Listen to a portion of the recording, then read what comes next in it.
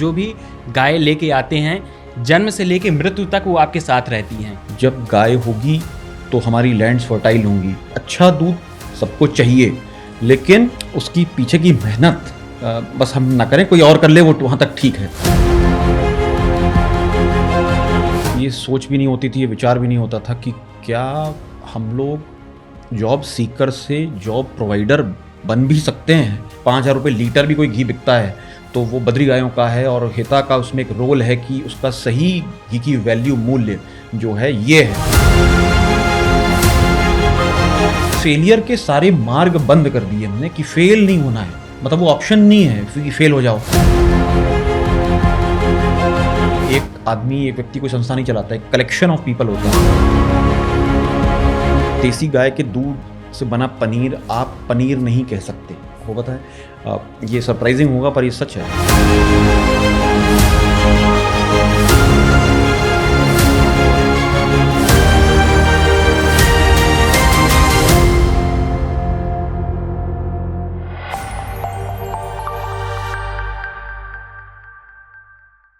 हमारे देश में अगर स्वदेशी गायों की बात करें या फिर कहें कि देसी गायों के पालन की बात करें, तो जब हमारे देश में दूध की ज़्यादा आवश्यकता हुई तो हम लोग जर्सी गाय भी लेके आए और फॉरेन से आने वाली काफ़ी सारी गायों को लेके आए।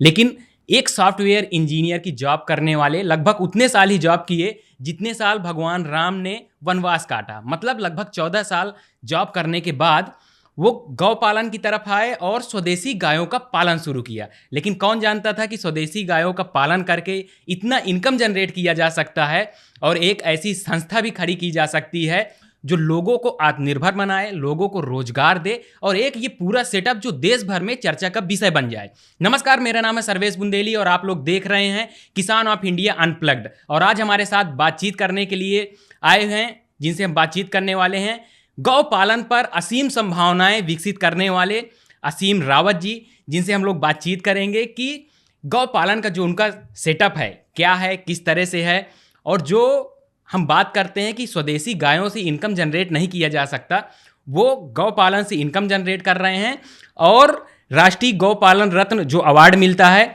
वो अवार्ड से सम्मानित भी हैं। सर, किसान ऑफ इंडिया में आपका बहुत बहुत स्वागत है। Thank you so much sir for inviting me, having me here. बहुत बहुत धन्यवाद जी। सर, पहले तो हम लोग चर्चा यहीं शुरू करेंगे कि आप जो आपका संस्था है हेथा, उसकी शुरुआत कैसे की है। और जो एक होता है कि जो मध्यम वर्गीय परिवार होता है वो हमेशा प्रयास करता है कि जो हमारे बच्चे हैं, हमारी जो बच्चियां हैं वो पढ़ें लिखें और सिक्योर एक जॉब लें, सिक्योर लाइफ। लेकिन आप 14 साल जॉब करने के बाद एज अ सॉफ्टवेयर इंजीनियर देश के अलग अलग जगहों पे अलग अलग संस्थानों के साथ काम किए।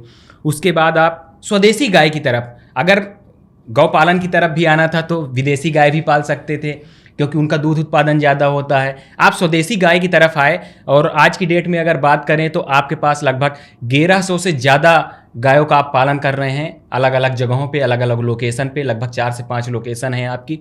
तो हम लोग यहीं से चर्चा शुरू करते हैं और इसके बारे में हमें बताएं सर। जी बिल्कुल, कई सारे सवाल हैं आपके। तो पहले सवाल से शुरू करते हैं। मध्यम वर्गीय परिवार, मिडिल क्लास फैमिली से कहा जाता है। तो मेरे फादर जो हैं वो एक सिविल इंजीनियर थे, उनके फादर एक किसान थे, और ये वो दौर था जब डॉक्टर बनना, इंजीनियर बनना एक बड़ी शान हुआ करती थी कि अरे क्या फार्मिंग में क्या रखा हुआ है। तो ये पूरी जो 50s 60s 70s की एक 80s की लहर रही कि जो है फार्मिंग कोई बहुत बढ़िया सौदा नहीं है।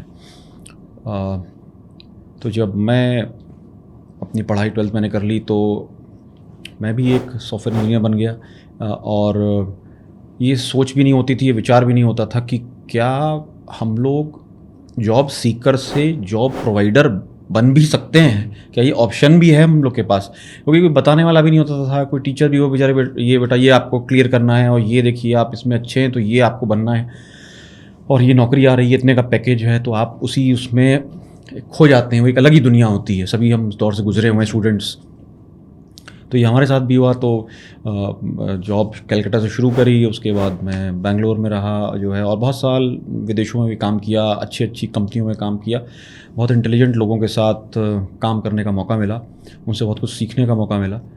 और जब ये 14 साल लगभग हो गए तो ऐसे ही प्रोग्राम आ रहा था गायों पर, देसी गायों पर, कि देसी गाय जो हैं पूजा पाठ के लिए तो ठीक हैं, क्योंकि दूध भी कम देती हैं और आप इन्हें मार के खा भी नहीं सकते हैं, तो ये बोझ होती जा रही हैं। तो जो डिफेंड कर रहा था बेचारा, वो कह तो रहा था कि ये नहीं नहीं, इनमें देवी देवताओं का वास है और इनमें उनका गोबर गौमूत्र बहुत काम का है। तो वो व्यक्ति जो उसके अगेंस्ट था वो कह रहा था, अच्छा ये बताओ कौन सी सफल संस्था है, डेयरी चल रही है देसी गायों से, तुम बोल रहे हो भैंस देखो मिल्क एंड मीट है, जब तक दूध है ठीक है, फिर मीट में चली गई। HF जर्सी का भी लगभग यही हाल है, कुछ हिपोक्रेसी से होता है, मतलब बैकडोर से आप उसे भेज देते हैं या सड़क पर या कलिंग में, लेकिन बात वही है कि दूध तक है तो कामयाब है। तो उसकी बात बड़ी गहरी लगी हमें, कहा कि ये बात सही है कि कोई ऐसी डेयरी नहीं है, या तो कलेक्शन जो यूनिट्स हैं वो बड़े बड़े जो ब्रांड्स हैं वो दूध इकट्ठा करने तक तो बस रहते हैं, उससे क्या आप करते हैं, गाय का एथिकल मिल्किंग हो भी रही है, बच्चे हैं ही नहीं, ये सब उन्हें उससे कोई मतलब नहीं है। और टेस्टिंग सिर्फ सैंपल में केमिकल ना हो या फैट कितना ज़्यादा है, जितना ज़्यादा फैट होगा उतना उससे पेमेंट हो रहा है। खैर, तो ये लगा कि नहीं, इसमें कुछ चीज़ मिसिंग है। क्या हम देसी गायों के ऊपर कोई संस्था, कोई सफल ऑर्गेनाइजेशन बना सकते हैं जो एथिकलिज्म कह सके कि हाँ भाई नहीं, ये छुपा हुआ कुछ नहीं है इसमें, आप वाकई एथिकल है। तो एक भाव था, उस पर सोचता रहा मैं जो है, फिर मुझे इतनी अंदर प्रबल शक्ति, मतलब एक विचार ऐसा रहा कि नहीं, ये करना है मुझे।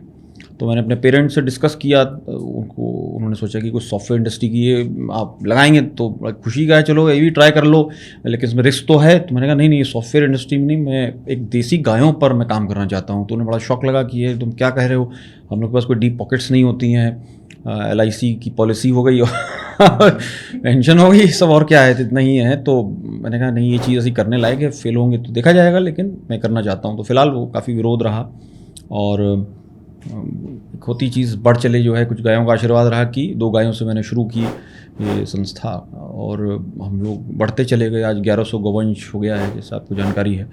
और अब हम लोग 5 यूनिट्स फैले हुए हैं, 110 लोग कार्यरत हैं अलग अलग क्षेत्रों में, जो रोज़गार डायरेक्टली पाते हैं संस्था से और मन से काम करते हैं।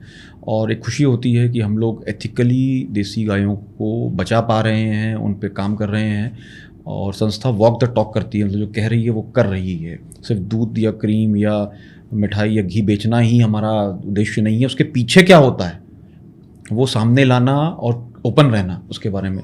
तो संस्था की ये जीत भी है, और ये करके संस्था ने 10 साल में प्रूव किया है कि आप देसी गायों की संस्था चला सकते हैं एथिकली। इसमें मिलावट की भी ज़रूरत नहीं है, इसमें किसी को मारने की भी ज़रूरत नहीं है। तो ये की चेंज है जो पहले मुझे लगता है उतना प्रूव नहीं हो पाया था। सर, अगर हम बात करें, जब आप इसको स्टार्ट किए, 2 गायों से स्टार्ट किए, घर में अपने बातचीत किए, तो अमूमन जो मध्यम वर्गीय परिवार होता है, घर वाले बिजनेस के लिए इतना सपोर्ट नहीं करते हैं जितना जॉब के लिए या अन्य चीज़ों के लिए सपोर्ट करते हैं। आपके यहाँ किस तरह का सपोर्ट मिला घर से? जब आप जॉब, एक होता है कि हम जॉब के साथ साथ ही स्टार्टअप्स कर रहे हैं, एक होता है कि जॉब छोड़ के स्टार्टअप्स कर रहे हैं। आप जॉब छोड़ के अपनी संस्था को शुरू किए, तो घर वालों का क्या रुझान था, घर वालों का क्या सपोर्ट था, किस तरह से था, या क्या उनका रवैया था, क्या उनका कहना जी था? तो मैं उस समय यूपी में पैदा हुआ था, जब यूपी उत्तराखंड एक हुआ करते थे, ठीक है। तो अब जिस क्षेत्र से हम लोग आते हैं, यहाँ गंगा है, यमुना है, फर्टाइल लैंड्स हैं ये, लेकिन यहाँ पर जैसे कहते हैं कोई नवाचार करना, स्टार्टअप चलाना, ये अनहर्ड सा है। या तो आप पुलिस में चले जाइए, भर्ती हो जाइए आर्मी में, ये एक उद्देश्य है। मतलब ऐसा कैसे हो सकता है कि कोई कंपनी भी चल सकती है, ये कोई विचार ही अलग है, मतलब कभी सुना नहीं सोचा, तो फिर उस चीज़ का विरोध होता है। अगर आप ये चीज़ गुजरात में बोलेंगे या किसी राजस्थान में किसी मारवाड़ी परिवार को शायद बोलेंगे, तो उनको लगेगा नहीं नहीं, ये तो हो सकता है, बड़ा अच्छा है, ये तो करिए। लेकिन अगर आप यूपी में आ जाते हैं, इस वाली साइड में उत्तराखंड में आ जाते हैं, तो नहीं, वो बड़ा डिफिकल्ट है। उन्होंने देखा ही नहीं बेचारों ने वो। तो पेरेंट्स पुशबैक क्यों कर रहे हैं? क्योंकि वो सेफ्टी आपके लिए चाहते हैं, आप कुछ ऐसा करना चाह रहे हो जो कभी हुआ नहीं है। और जैसे कहते हैं ना, गांधी जी सबको पसंद हैं, लेकिन वो चाहते हैं कि वो पैदा पड़ोसी में हो जाए, आपके यहाँ ना हो, ताकि क्योंकि उसके बहुत कष्ट भी हैं, है ना। तो ये चीज़ हमारे साथ भी हुई, बहुत डिफ़िकल्ट होता है पेरेंट्स के लिए और फैमिली के लिए। तो जो है, क्योंकि एक समाज में आप एक इंजीनियर हैं और डायरेक्टर हैं, आप कुछ कमा रहे हैं, और तुरंत अब आप गाय गोबर गौमूत्र ये सब क्या चीज़ हो रही है, किसी ने कुछ हो भी सकता है, इनके साथ नहीं हो सकता है। अच्छा दूध सबको चाहिए, लेकिन उसकी पीछे की मेहनत बस हम ना करें, कोई और कर ले, वो वहाँ तक ठीक है। तो मुझे लगा नहीं, इस क्रम को तोड़ना ज़रूरी है। दोबारा कि ये बताना कि गौपालन ये देश के लिए, इस तरक्की के लिए देश की बहुत ज़रूरी है। जब गाय होगी तो हमारी लैंड्स फर्टाइल होंगी, गाय होगी तो हमारे पास दूध, घी, छाछ ये सब होगा, जिससे हमारी जो जनरेशन्स हैं वो हेल्दी होंगी। अगर आप मिलावट वाला दूध और ये सब ले रहे हैं और जो केमिकल से युक्त भोजन उग रहा है, अगर हम इसे खाएंगे तो कब तक हमारा देश हेल्दी और सब जो है रहेगा। तो ये ऐसा था कि मुझे लगा नहीं, ये करने वाली चीज़, ऐसे करना चाहिए। और वो अंदर की इच्छा इतनी प्रबल थी कि मैं बस कूद गया और विरोध हुआ, जैसे अब मैं आपको बता रहा था। और मेरे फादर कई बार रोया करते थे, प्रेस आती थी तो वो उससे कहते थे कि इसको बताओ जरा कि ये सब ना करे। और तो प्रेस कहते थे हम तो कवर करने आए हैं, आप ये बता रहे हैं कि इसको जो है कवर ना किया जाए और कुछ और बोला जाए। तो खैर एक पेरेंट की अपनी बात होती है और आप अपने जिस कार्य पर लगे हैं, कुछ ऊपर वाला भी देखता है। और मुझे लगता है कि गायों का काफ़ी आशीर्वाद संस्था के ऊपर रहा, क्योंकि हमने भी सबने मिलके मन से उनके ऊपर कार्य किया। अगर हम लोग बात करें कि आपकी जो संस्था है, लगभग जो स्वदेशी गायें होती हैं वो भी अलग अलग प्रजाति की होती हैं। कौन कौन सी प्रजातियां हैं, कितनी प्रजातियां हैं, और जो हम लोकेशंस की बात कर रहे हैं वो लोकेशंस कहाँ कहाँ पे हैं और किस तरह से आप उसका पालन पोषण करते हैं? क्योंकि जितना हम लोग पढ़े, जितना हम लोग रिसर्च किए, उसमें हम लोग ये भी देखे कि आप जो भी गाय लेके आते हैं, जन्म से लेके मृत्यु तक वो आपके साथ रहती हैं। अमूमन ये देखा जाता है कि गाय जब तक दूध देती है तब तक लोग रखते हैं, उसके बाद उस गाय को छोड़ देते हैं। और शायद इसी कारण से जो आवारा पशुओं की संख्या बढ़ी, वो उसमें एक कारण ये भी है। आप जन्म से लेकर मृत्यु तक गायों के साथ रहते हैं। जब आपको दूध लेना है आपके एक लोकेशन पे, उसके बाद उनकी दूसरी सेवा करने के लिए दूसरे लोकेशन पे। तो ये क्या पूरा सेटअप है, इसके बारे में बताएं। हाँ, तो प्रजातियों से शुरू करते हैं। गायों की भारत में जो है प्रजातियाँ 50 से भी ऊपर हुआ करती थी, पर कितनी अवेलेबल हैं मेरे ख्याल से 20 के आसपास होंगी। उनमें से कितनी दुधारू हैं जिनको वाइबल कहा जा सकता है। तो हम लोगों ने 3 गौवंश जो हमें अवेलेबल था, इसमें गिर, साहिवाल, थार पारकर, तो ये हम उत्तर प्रदेश में गाज़ियाबाद में और बुलंदशहर में यहाँ पर रहती हैं। और एक गौवंश है हिमालयन बद्री, ये उत्तराखंड की ब्रीड है और ये मात्र 1 लीटर दूध देती है।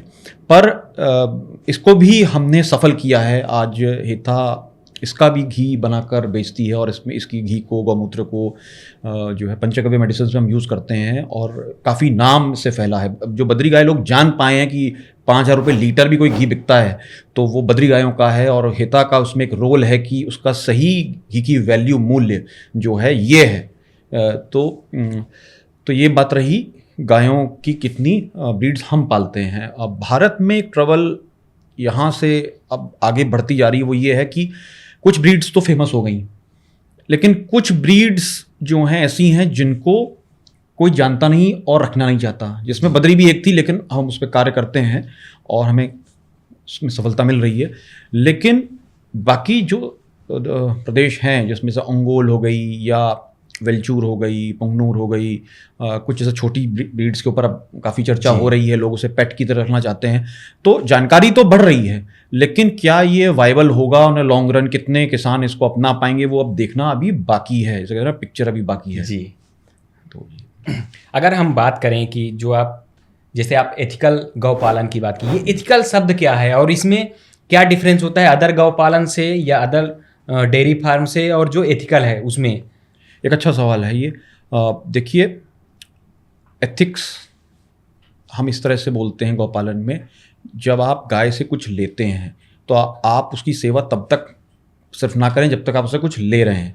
और जब आप वो बूढ़ी हो गई या उसने दूध देना बंद कर दिया या उसके थन खराब हो गए या उसका बछड़ा हो गया, तो आपको लगता है नहीं, ये तो अब एक लाइबिलिटी बन रही है आपकी कोई डेफिनेशन, तो अब मुझे इसको रखना नहीं है, उसको मैं काट दूंगा या सेल कर दूंगा तो मुझे ये कुछ पैसे दे के जाएगी, मीट आपको किलो से बिकेगा। तो ये चीज़ हुई, मानवता नहीं हुई, ये मानवता रहित हुई, एथिक्स रहित हुई। तो हेता क्या कर रही है, एथिकल क्या हुआ, इसमें एक शब्द आता है दोहन करना। पहले दोहन मतलब 4 जो थन है गायों के, उसमें आप 2 थनों से दूध लेंगे और 2 बच्चे के लिए होंगे, ताकि वो प्रजनी, वो बच्चे आगे अच्छे से बढ़ें, स्वस्थ रहें और आपको आपका शेयर मिले। ठीक है, तो ये एक बैलेंस होता है। गाय हमें बहुत कुछ देती है, हम गाय को कुछ देते हैं।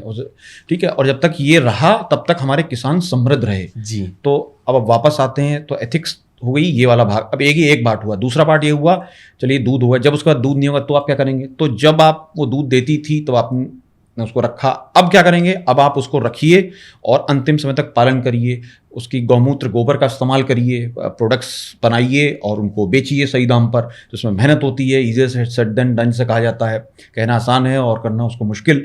तो संस्था इसी में लगी रहती है, रिसर्च भी करते रहते हैं, नए नए प्रोडक्ट्स हैं, बहुत से क्लासिकल प्रोडक्ट्स ऑलरेडी आयुर्वेद में गौमूत्र के ऊपर, गोबर के ऊपर, पंच के ऊपर अवेलेबल हैं, तो उनका यूज़ करिए, बनाइए, जो कुछ आप कर सकते हैं यही हमारी संस्था कर रही है जी।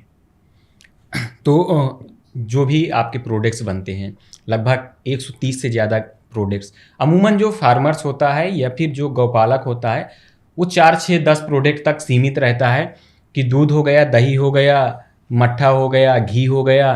उसके बाद आजकल जो ज़्यादा प्रचलन में है कि पंचगव्य बना लिए, गौमूत्र से चीज़ें बना लिए, लेकिन आप 130 प्रोडक्ट बनाए। इसके लिए कहाँ से आप लोग रिसर्च किए, कहीं से आप लोग प्रशिक्षण लिए, या फिर किस तरह से 130 प्रोडक्ट जो हैं, अपने आप में एक बहुत बड़ी संख्या है, खासकर से जब स्वदेशी गायों की बात होती है। आप इतने सारे प्रोडक्ट बना रहे हैं, कौन कौन से प्रोडक्ट हैं और किस तरह से आप लोग कहाँ से रीच आउट किए, कहाँ से आप लोगों के मन में आया कि इतने सारे प्रोडक्ट भी बन सकते हैं गाय से? देखिए, हम लोग के लिए सर्वाइवल एक चीज़ थी। हम लोग के पास वो लग्जरी नहीं थी कि जब ये स्टार्ट भी हुआ, हमने स्टार्टअप जब शुरू करी गायों की, तो ये अपने आप में गायों की स्टार्टअप, अच्छा ऐसा भी कुछ होता है, ठीक है, तो पैसा कहाँ से आएगा? तो अपनी पूंजी लगाई। तो फेलियर के सारे मार्ग बंद कर दिए हमने कि फेल नहीं होना है, मतलब वो ऑप्शन नहीं है कि फेल हो जाओ। तो क्या करना है? तो आप 24 घंटे में से 24 घंटे लगाइए। तो पढ़ना, रिसर्च करना, आयुर्वेदिक ग्रंथ जहाँ मिलते थे, बहुत लोग जानकारी नहीं देते थे, उनके कुछ लोग शेयर करते हैं, कुछ लोग नहीं करते हैं, ठीक है, सभी है। तो जो शेयर करते थे, जिनसे कोई जानकारी मिलती थी, उनसे डिस्कस जो करना चाहते थे, जो कर सकते थे, उनसे करते थे। मैं बहुत सारे भारतीय राज्यों में मैंने घूमा, देखा मैंने, और सीखना जो मुझे मिला वो मैंने सीखा, और सीखते सीखते सीखते सीखते ये चीज़ें बढ़ती गई। कुछ लोग हमने फिर अपने साथ जोड़े जो हमसे भी ज़्यादा गायों में रुचि रखते थे और उनमें एक पैशन, एनर्जी था काम करने के लिए। देखिए, टीम वर्क बहुत इंपॉर्टेंट है। ये एक आदमी, एक व्यक्ति कोई संस्था नहीं चलाता है, कलेक्शन ऑफ पीपल होता है। तो अगर आप सही लोगों की टीम बना लेते हैं तो आधी विजय तो आपकी वहीं हो जाती है। पर सही टीम बनाना बहुत बड़ी बात है, उनको पे करना भी ज़रूरी है, क्योंकि सिर्फ बातों से पेट नहीं भरेगा उनका, तो वाली चीज़ है। तो प्रोडक्ट्स नेचुरली दूध से बहुत से प्रोडक्ट्स बन सकते हैं, पर उनको बनाकर प्रिजर्व करना, सही से पैक करना, उनको बेचना, मशीनरी भी महंगी आती हैं, बहुत चीज़ें आपको मैनुअल करनी पड़ती हैं। धीरे धीरे आपका जब पैसा होता है तो आप बढ़ा सकते हैं अपनी चीज़ को, अपने सिस्टम्स को। तो ये चैलेंजिंग तो है ही है, इसमें कोई दुराई नहीं है। लेकिन हाँ, संस्था 131 प्रोडक्ट्स बनाती है, अपने यहाँ खुद बनाती है, कोई आउटसोर्सिंग नहीं होती है, और उनको हम इंडिया वाइड, वर्ल्ड वाइड बेचते हैं। तो उनके बनाने की प्रोसेस क्या होती है? कुछ प्रोडक्ट आप अगर हम लोगों को बता सकें, हमारे दर्शकों को बता सकें कि कौन कौन से प्रोडक्ट हैं। जैसे आप एक बताए कि हिमालयन जो गाय है उसकी आप घी बनाते हैं और 5000 लीटर बेचते हैं। ये अपने आप में एक बहुत बड़ा वो है कि 5000 रुपये लीटर घी भी बिक सकता है। तो इसी तरह के और भी जो प्रोडक्ट हैं उनके बारे में थोड़ा विस्तार से हमारे दर्शकों को आप बताएं। जी बिल्कुल। देखिए, प्रोडक्ट्स, गाय आपको बहुत कुछ देती है, वो देखने के ऊपर है कि क्या आपको समझ में आ रहा है, क्या आप उसको पकड़ पा रहे हैं। तो जैसे दूध अपने आप में एक लाइन है, तो दूध तो हो ही गया, अब उसमें फ्लेवर्ड मिल्क आ गया, आपने शेक बना के बेच लिया, ठीक है। अब खोया है, पनीर है, बहुत तरह की मिठाइयाँ आप बना सकते हैं, और ये हम बनाते हैं। घी हो गया, मक्खन हो गया, चीज़ हो गई, ठीक है। चीज़ में भी बिना रेनेट के आप बनाइए, मतलब उसमें कुछ ऐसा मत डालिए जो नॉन वेजिटेरियन है, इस तरह। तो बहुत सारी इसके अंदर बारीकियां हैं फूड इंडस्ट्री में, और जागरूकता धीरे धीरे होती है। कुछ चीज़ हम बनाते थे, हमें पता चला कि नहीं, हम सही नहीं बना रहे हैं, या ये लॉज को के अनुरूप भी है कि नहीं, ठीक है। मतलब मैं आपको एग्जांपल दे सकता हूँ। जैसे आपने पनीर बनाया, तो देसी गाय के दूध से बना पनीर आप पनीर नहीं कह सकते, आपको पता है। ये सरप्राइजिंग होगा पर ये सच है, क्योंकि उसमें उतना फैट ही नहीं होता है। वो क्वालिफाई करेगा मीडियम फैट पनीर या लो फैट पनीर में, और वो आपको लिखना है। तो ये सब चीज़ें हमने सीखी, जानकारी अपने आप शोध किए जो है, क्योंकि बताएगा कौन, और ये लग्जरी आपके पास कहाँ है कि आप जाके मैं 2 साल पढ़ाई कर लेता हूँ, जाकर कहीं पढ़ लेता हूँ, और वो इंस्टीट्यूट्स कहाँ हैं। बहुत कम लोग के पास समय से कोई अमूल है, आप अमूल के पास जाकर कहीं भी ट्रेनिंग कर दो, तो उनके पास तो वो सिस्टम नहीं है, वो तो दूध कलेक्ट करते हैं, अपने पास उनकी नॉलेज बेस है, कंसल्टेंट्स हैं, पर कंसल्टेंट्स भी बहुत महंगे आते हैं। ठीक है, काम आप बेस्ट लोगों के साथ कर सकते हो, पर उनको हायर करना भी तो एक बहुत बड़ी समस्या है साहब, आपको उनको पे करना पड़ेगा। तो ये चीज़ हमने गिर गिर के सीखी और बढ़ते चले गए। फिर उससे कहते हैं आपका जब ध्येय सही होता है तो वो चीज़ें बनती जाती हैं। तो ये दूध की बात हो गई। फिर पंचगव्य, ये अपने आप में बहुत ट्रबलसम था, हैवी था, क्योंकि इसमें लर्निंग कर्व बहुत ज़्यादा था। कैसे दवाइयाँ बन सकती हैं, क्या उसमें लाइसेंस भी लगता है, जैसे मैं बनाऊँ च्यवनप्राश बनाने लगूँ या आँख की कोई दवाई बनाने लगूँ, क्या मैं बना सकता हूँ, बनाकर मैं बेच सकता हूँ? तो ये क्लैरिटी नहीं है, देखिए, और ये क्लैरिटी ना होने की वजह से ही बहुत सारे लोग कुछ करना चाहते हैं पर वो कर ही नहीं पाते हैं। तो ये जो नवाचार की बात हो रही है, स्टार्टअप्स की बात हो रही है, इसके साथ साथ अगर हमारे पास वो टीचर्स हों, वो कंसल्टेंट्स हों जो सरकार या प्राइवेट सेक्टर में अवेलेबल हों, जो अपनी नॉलेज मिनिमम पे में आपको शेयर कर सकें, कंसल्टेंसी दे पाएं, मीनिंगफुल कंसल्टेंसी, क्योंकि कंसल्टेंट आपको बर्बाद भी कर सकता है जी, वो आपको ऐसी जगह पैसा लगवा सकता है जिसकी जरूरत ही नहीं थी। तो यही सारा गेम है। कुछ कंट्रीज आगे क्यों हैं इसमें, यूएस की, आप यूरोप की बात करते हैं साहब, उनके पास वो इकोसिस्टम की बात होती है। इकोसिस्टम क्या है भाई? लाइट आ रही है, पता चला यहाँ लाइट ही चली गई, आप जनरेटर अवेलेबल नहीं है, डीजल अवेलेबल नहीं, तो आप अपने आप समय खराब करेंगे अपना जो है। तो बात वो है कि छोटी सी चीज़ से लेकर जो बिजली थी, पानी था, इंफ्रास्ट्रक्चर है, पुलिस सिस्टम्स हैं, फिर वो नॉलेज बेस, मुझे चाहिए कि मुझे कुछ ऐड बनाना है तो मेरे पास ऐसी चीज़ होनी चाहिए कि भाई सस्ता बनाने वाले भी अवेलेबल हैं और स्टार्टअप ऐसे स्टूडेंट्स भी हैं जो फ्री भी बना के दे देंगे, और आपके पास बहुत अच्छे वेल डिफाइंड वो लोग भी हैं जो अपना जो है आपसे पैसा भी लेंगे लेकिन वो अच्छा प्रोफेशनल काम करके देंगे, बेस्ड ऑन आप कितनी पॉकेट रखते हैं, आप वो काम करा सकते हैं। तो वो इकोसिस्टम डेवलप होना जरूरी है, तभी बेरोजगारी भी हटेगी। ठीक है, और लोग में बहुत टैलेंट होता है, हर व्यक्ति एक टैलेंट लेकर आता है, तो वो उसका यूज भी कर पाएगा। फिलहाल तो ये दूसरा भाग हो गया, और तीसरा भाग हुआ हमारा जैविक कृषि। हम लोग सर्टिफाइड ऑर्गेनिक फार्मर्स भी हैं, सर्टिफाइड ऑर्गेनिक फार्मिंग भी करते हैं। तो इसमें हम वीट है, राइस है, मिलेट्स हैं, फॉडर है, ये सब ग्रो करते हैं और अपनी गायों को भी देते हैं और अपने कस्टमर्स को भी देते हैं प्रोसेस करके। सर, जो हम लोग पढ़े उसमें हम लोग देखे कि आप जो गायों को खिलाते हैं अंकुरित अनाज खिलाते हैं, इसके पीछे क्या कॉन्सेप्ट है कि अंकुरित अनाज खिलाने का क्या बेनिफिट है? और मोस्टली लोग अंकुरित अनाज नहीं खिलाते, जो गेहूं हुआ या फिर जौ हुआ उसको पिसा के देते हैं, आप लोग उसे अंकुरित करके देते हैं। अंकुरित करने से, एक अच्छा सवाल है आपका। अंकुरित करने से वो एक लाइव चीज़ हो गई, ठीक है, जौ उसमें लाइव हो गया, वो जीवित है, और बीज था तो उसके अंदर वो चीज़ एक तरीके से सुप्त अवस्था या डेड फॉर्म में थी, तो वो आपको पिसा हुआ, जो अगर वो एक चीज़ आपको मिल रही है, जब वो अंकुरित हो गया तो आपको उसमें से 10 चीज़ें मिल रही हैं, ऐसा मानिए, लाइव चीज़ है। तो और 7 दिन में प्रिपेयर हो जाता है, आपको सिर्फ एक एनवायरनमेंट प्रोवाइड करना है जिसके अंदर जो है आपका जो है पानी है और टेम्परेचर कंट्रोल्ड हो।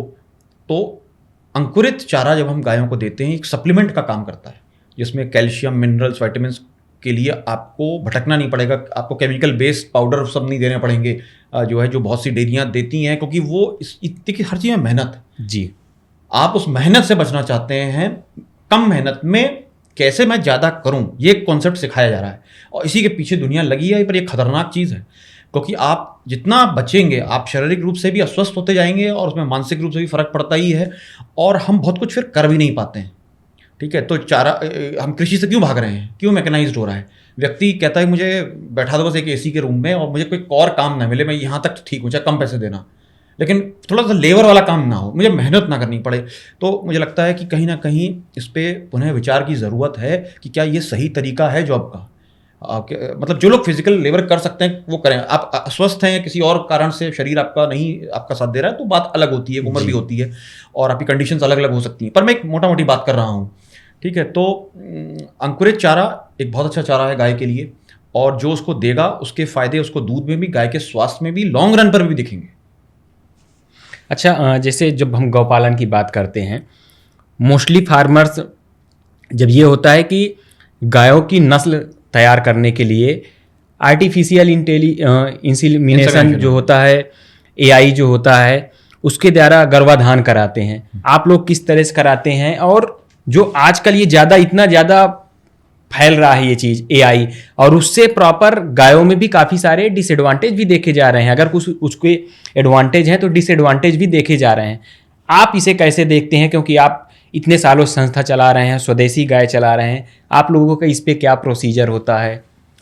देखिए, ये आपने एक गंभीर विषय उठाया है, क्योंकि डेयरी एज अ सेक्टर, देखिए मैं बता रहा हूँ, उसमें मैंने पैसा लगाया 10 रुपये और मुझे तुरंत 20 रुपये मिल जाए जी, ठीक है। अगर मैं ऐसी सोच के साथ आया हूँ तो ये सेक्टर आपके लिए नहीं है साहब, ठीक है। ये एक वे ऑफ लाइफ है कि आप गायों के साथ या जो भी आप पशुपालन करते हैं, आप रहना चाहते हैं, वो आपके साथ रहेगा, जो भी जीव आपके साथ है।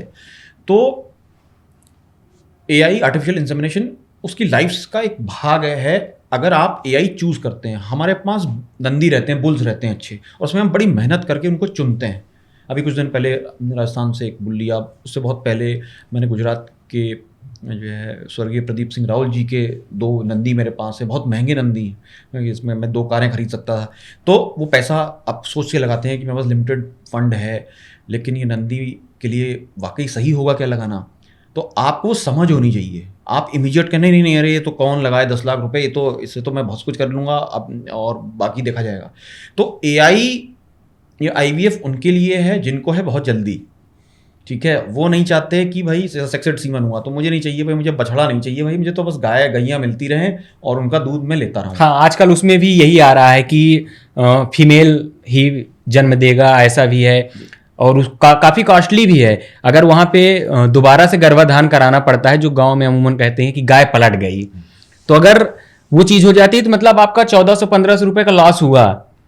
देखिए, मैं वही बता रहा हूँ ना, कुछ लोग हैं बहुत जल्दी में, ठीक है। मेरे दिल हैं छोटे और मुझे गाय या बछड़ा आ गया, कौन इसको पालेगा, क्या है, और नेचुरल तो ठीक है, तो उनके लिए भी ऑप्शंस हैं, सरकार भी दे रही है, और वो भी है कि भाई अच्छा चलो रो नहीं, ये इस्तेमाल कर लो और आपका दिल बड़ा है और आप नेचर को समझते हैं, आपको लगता है कि नहीं, नेचुरल चीज़ बेटर होती है। जैसी देसी बाजरे का अपनी बात होती है, और आप प्रोसेस्ड कोई कैंडी बार खाएं वो एक अलग चीज़ होगी, वो कभी भी मैच नहीं कर पाएगा। पर उसमें मेहनत है, आप भूनेंगे, ग्राइंड करेंगे, फिर अपना खांड बूरा शक्कर मिलाएंगे और फिर वो तैयार होगा। यहाँ एकदम पैकेट फाड़ा तैयार है। तो ये वही चीज़ है एआई उनके लिए कि तुरंत आया, आपने बुल्स आपको नहीं अवेलेबल हैं, आप रखना नहीं चाहते हैं, तो आप एआई यूज़ करिए। कभी कभी वो ज़रूरत भी हो जाती है। कैसे? कोई अच्छा थारपारकर बुल राजस्थान में है, मान लीजिए, मैं एग्जाम्पल दे रहा हूँ, आपके पास थारपारकर का गौवंश है, अब आपके पास उतना पैसा ही नहीं है, तो आप AI technology as a technology one time use कर सकते हैं कि ठीक है भाई, बुल नहीं था, मैं उतना अफोर्ड नहीं कर सकता, तो ये अवेलेबल है। लेकिन वो एक, मुझे लगता है डेयरी में ऐसा नहीं होना चाहिए कि आप सक्षम भी हैं फिर भी आप नंदी नहीं रख रहे हैं, तो वो चीज़ थोड़ी सी फिर अब मक्कारी वाली हो गई। और नेचुरल हर्ड में जब एक बुल रहता है, आपके स्काउज हैं, बुल हैं, तो ये एक नेचुरल चीज़ है और उसके जो हार्मोन्स क्रिएट होते रहते हैं उससे हर्ड सही रहता है। लेकिन जब आप उसे बहुत मैकेनाइज्ड कर देते हैं तो फिर आपने, ऐसा हुआ जैसे एक बहुत बड़ी संस्था है जिसका दूध बहुत जगह भारत में जा रहा है और वो रोटेट करता रहता है, मैं देखता हूँ, अगर गाय एक प्लेटफॉर्म पे है और वो रोटेट कर रही हैं, रोटेट करने से क्या होता है, कुछ ऐसे मूवमेंट होता है, वो थोड़ी सी स्थिर हो जाती होंगी या मूवमेंट नहीं कर पाती होंगी, मशीन आती है एकदम लग जाती है, अच्छा ना कहीं बच्चा है तो कैसे ऑक्सीटोसिन उसके अंदर जनरेट हो रहा है, कैसे वो बच्चे कहाँ चले गए उसके, ठीक है। ये एक विषय है जिस पर ग्राहक पूछ सकता है सवाल कि भाई मैं कौन सा दूध पी रहा हूँ, क्या ये एथिकल दूध है, क्या ये क्रुएल्टी फ्री दूध है, ठीक है। तो ये भी अब देखिए ऑप्शंस हैं, तो किसान जो मेहनत कर रहा है ईमानदारी से, उसके लिए भी अब बहुत अपॉर्चुनिटी है कि भाई नहीं, मैं क्रुएल्टी फ्री दूध देता हूँ, मैं मारता नहीं हूँ या मैं उसका हक उससे नहीं छीनता हूँ। तो बहुत से ग्राहक होते हैं जो कहते हैं हाँ भाई हमें क्रुएल्टी फ्री दूध चाहिए, हमें एथिकल दूध चाहिए, हमें ऐसा दूध नहीं चाहिए जिसमें उसका बच्चा मार दिया गया हो या उसे छीन लिया गया हो। और लोग इसीलिए विगनिज्म की तरफ बढ़े थे, ठीक है। और पहले भारत में दोहन होता था, पहले भारत में नंदियों की, बैलों की पूजा होती थी, पटाखे छोड़े जाते थे जब वो होते थे, और तभी किसान समृद्ध भी था। हम सोने की चिड़िया तब थे, आज नहीं। आज आप मैकेनाइज्ड हैं, आपके पास बहुत कुछ और है, लेकिन आपके पास गौवंश घटता जा रहा है। जो लोग गौपालन करते भी थे आज वही उससे दूर भाग गए हैं। तो मुझे लगता है, मैं आशावान हूँ कि आप जैसे जो प्रोग्राम आप कर रहे हैं और नॉलेज बढ़ा रहे हैं लोगों की, तो एक जागृति दोबारा समाज में आएगी, आनी भी चाहिए, क्योंकि ये मानव हित में है। अच्छा सर, जैसे मैकेनाइजेशन की हम लोग बात करते हैं, एक पक्ष ये भी है कि मैकेनाइजेशन आज की ज़रूरत है और हमें उसे उपयोगी करना चाहिए, क्योंकि लेबर कम मिल रहे हैं, प्लस आप आज की जिस तरह से पॉपुलेशन है, तो इसको आप किस तरह से देखते हैं कि मैकेनाइजेशन की ओर अगर जाना है तो क्या एक कोई लिमिट होनी चाहिए जहाँ तक हम लोग जा सकते हैं, या फिर पूरी तरह से जाना चाहिए, या फिर पूरी तरह से नहीं जाना चाहिए? डिफिकल्ट क्वेश्चन है। देखिए, क्योंकि आइडियल कंडीशन क्या हो, आइडियल कंडीशन अलग अलग क्षेत्र के हिसाब से हो सकती है। एक क्षेत्र, उत्तराखंड में आप एग्जांपल दे सकता हूँ, गांव के गांव पलायन कर गए, आपके पास कोई है ही नहीं, तो आप अकेले सब कुछ कर लें तो बहुत अच्छा है, लेकिन नहीं कर पाएंगे। तो अब आप अकॉर्डिंगली जो वहाँ यथासंभव है आप उपयोग करेंगे, जहाँ आपको जो है ज़रूरत है मशीनरी की, आप वो यूज़ करें, जहाँ टेक्नोलॉजी की ज़रूरत है आपको करनी चाहिए, नहीं तो आपकी सर्वाइवल फिर क्वेश्चन मार्क हो जाएगी, सर्वाइव नहीं कर पाएंगे। तो जो इंडस्ट्रियलाइजेशन हो रहा है या से कहते हैं मैकेनाइजेशन हो रहा है, ये वहाँ तक ठीक है जब तक आपका शरीर खराब तो नहीं हो रहा है। वो चीज़ बड़ी इंपॉर्टेंट है। मैं इसका यूज़, फ़ोन का यूज़ काम के लिए करूँ, पर जब मैं फ़ोन के ही कंट्रोल में हो जाऊँ और मैं जैसे गेम्स लोग खेलते रहते हैं, रात भर खेले जा रहे हैं और बच्चों बीमार हो गए हैं, और बहुत सी कंट्रीज़ ने बैन करना शुरू कर दिया है। क्यों? क्योंकि वो ओवर हो गया। इसलिए same with this mechanisation part की, कहीं ये हमारी लैंड को, हमारे शरीर को, हमारी आत्मा को तो खराब नहीं कर रहा है, ठीक है। तो खेती के ऊपर भी और डेयरी के ऊपर भी, गौपालन के ऊपर भी ये सेम ही फॉर्मूला एप्लीकेबल है। उतना ही लीजिए जितना ज़रूरी था, और वो नुकसानदायक नहीं था। जहां नुकसान शुरू होना शुरू हुआ वहां पे शॉर्ट टर्म या लॉन्ग टर्म नुकसान, तो आप उसको रोक दीजिए। सर, जैसे आप दूध की बात किए, अगर हम दूध की बात करें तो क्या हम लोग किस तरह से, क्योंकि जो उपभोक्ता है उसे तो लगता है कि ये दूध ही है, उसे क्या फ़र्क पड़ता है कि ये किस तरह का दूध है। अब तो मार्केट में मान लीजिए कि सिंगल टोल्ड, क्रीम दूध, ये सब चीज़ें थोड़ा सा लिख के आती हैं तो लोग जान रहे हैं, लेकिन आज भी हमारे देश में, हमारा देश गाँव में बसता है और गाँव के लोगों को अभी भी चीज़ें नहीं पता है किस तरह का दूध है, और गाँव में भी जो छोटे छोटे टाउन है वहाँ पे बाहर से ही दूध आ रहा है। तो अगर हम दूध की पहचान की बात करें कि किस तरह से हम पहचान सकते हैं कि ये देसी गाय का दूध है, किस तरह से पहचान सकते हैं कि ये जर्सी गाय का दूध है, ये किस तरह से पहचान सकते हैं कि ये दूध बनाया गया है? जी देखिए, ये एक अच्छा सवाल है, क्योंकि उपभोक्ता जो होता है, जो ग्राहक होता है, उसको राइट भी है। मैंने कुछ पैसे दिए तो मुझे पता तो होना चाहिए मैंने लिया क्या है। अब वो मेरे ऊपर है, मुझे क्रीम वाला दूध चाहिए या नहीं चाहिए, वो मेरी चॉइस है। तो कैसे इसको पहचान करें? जब हम कोई चीज़ लेते हैं, हमारे पास कई ऑप्शंस होते हैं। आप पैकेट पढ़ सकते हैं या बॉटल पढ़ सकते हैं अगर उस पर कुछ लिखा है, और कई बार वो गलत भी लिखा हो सकता है। वो मैं छोड़ के मैं मान के चलता हूँ जी कि सब लोग सही लिख रहे हैं। अभी ये फिलहाल मान लेते हैं, नहीं और केस कॉम्प्लेक्स हो जाएगा। तो जो सही लिखे हैं पहले वो पढ़ लीजिए। जैसे मैंने बिस्किट लिया, बिस्किट पे पाम ऑयल लिखा है, हाइड्रोजनेटेड ऑयल्स लिखे हैं, हमें भी पढ़ा ही नहीं था, जो बड़ा खतरनाक होता है। इसलिए कोई बिस्किट पार लीजिए आप ज़्यादा खा लें या कोई और बिस्किट आप खा लें तो एसिडिटी सी हो जाती है एक उम्र में जाकर। क्यों? क्योंकि बॉडी है थ्रो बैक कर रही है कि यार बहुत हो गया, अब ज़्यादा नहीं खाना है तुम्हें, थोड़ा ही ठीक था। लेकिन आप देसी गाय का घी से बने कुछ चीज़ खा लें, पकवान, आप बहुत ज़्यादा खा सकते हैं, क्योंकि बॉडी उसको एकदम से एब्जॉर्ब कर रही है, ले रही है कि हाँ ये चीज़ ठीक है। तो सर्वोत्तम क्या हुआ? देसी गाय का दूध, ये सर्वोत्तम है। वो नहीं मिला तो भैंस का, बकरी का, वो भी A2 टाइप मिल्क है जी। फिर हॉल्स्टन फ्रीजन जर्सी के जो A1 टाइप मिल्क हैं, वो अब लिखित में आ रहे हैं, नहीं पता होना चाहिए। अमूमन अगर मैं पैकेट वाला मिल्क लूंगा तो मैं थोड़ा सा डरूंगा, क्योंकि उन्होंने दूध इकट्ठा किया हुआ है जी, उस पर कंट्रोल नहीं है। उसमें विभिन्न प्रजातियों की गायों का दूध है, सभी की अलग अलग जो दूध की क्वालिटी होती है वो अलग अलग होती है, फैट कंटेंट भी अलग होता है जी। बिल्कुल। तो वो चलती कैसे संस्था? भाई मैं बहुत बड़ी संस्था हूँ ABC, और मेरा काम है भाई दूध इकट्ठा करना। मेरे पास बढ़िया सी ऐप है और मैंने जो है अपना सब कुछ लगा दिया उसके ऊपर। लेकिन मैं कर क्या रहा हूँ? मैं कर ये रहा हूँ कि मैंने दूध इकट्ठा किया बहुत दूर दूर से, उसको फिर मैंने प्रोसेस किया। प्रोसेस के मैं कैसे करूँगा? पेस्चराइजेशन करूँगा, होमोजेनाइजेशन करूँगा, प्रिजर्वेटिव्स भी हो सकता है मैं डालूँ, और वो करके मैं उसकी शेल्फ लाइफ बढ़ा दूँगा, क्योंकि मुझे 20 दिन 1 महीने तक चलाना है या बेचना है। मुझे यहाँ से मुंबई भेजना है या कहीं और भेजना है, या वहाँ से आएगा यहाँ पे, तो कैसे वो इतने दिन चलेगा? नॉर्मल दूध तो 2 घंटे में फटने लगता है। तो आप ये सब करते हैं। फिर दूध कहाँ कहाँ से इकट्ठा किया मैंने, कैंस कैसे थे वो, जिसमें कई बार मैंने काई जमी देखी है उन कैंस के अंदर, ठीक है। लेकिन उनको प्रोसेस कर देते हैं, हीटिंग प्रोसेस होता है तो उसमें कुछ बैक्टीरिया मर जाते होंगे फिलहाल, लेकिन काफ़ी अनहाइजीनिक हो सकता है। तो ये होने के बाद जब दूध पहुंचता है मेरे पास, मैं तुरंत सबसे पहले एक मशीन चलाता हूँ, उसे क्रीमर कहते हैं, सारा क्रीम निकाल लेता हूँ मैं। उस क्रीम को मैं पिघला कर घी बेचता हूँ जिसमें 400-500 रुपये बाजार में घी आपको मिलता है, तो ये वो घी। अब इसमें भैंस भी है, HF जर्सी भी है, और भी कुछ प्रजातियां हो सकती हैं। अब मेरे पास टोन्ड मिल्क मिलेगा, इसमें कुछ भी फैट नहीं है जी। तो कोई कंपनी आ सकती है, वो कहती है कि ऐसा है कि चलो टोन्ड ही बेचना है, तो आप टोन्ड बेच देते हैं। उसमें भी और ज़्यादा आपने टोन कर दिया, बिल्कुल ही फैट निकाल दिया, तो डबल टोन हो गया साहब, 2 बार प्रोसेस चला दिया आपने वो चीज़, ठीक है। तो अब वो पानी ही हो गया, उसके बहुत सारे और मिनरल्स भी निकल जाते हैं साथ में।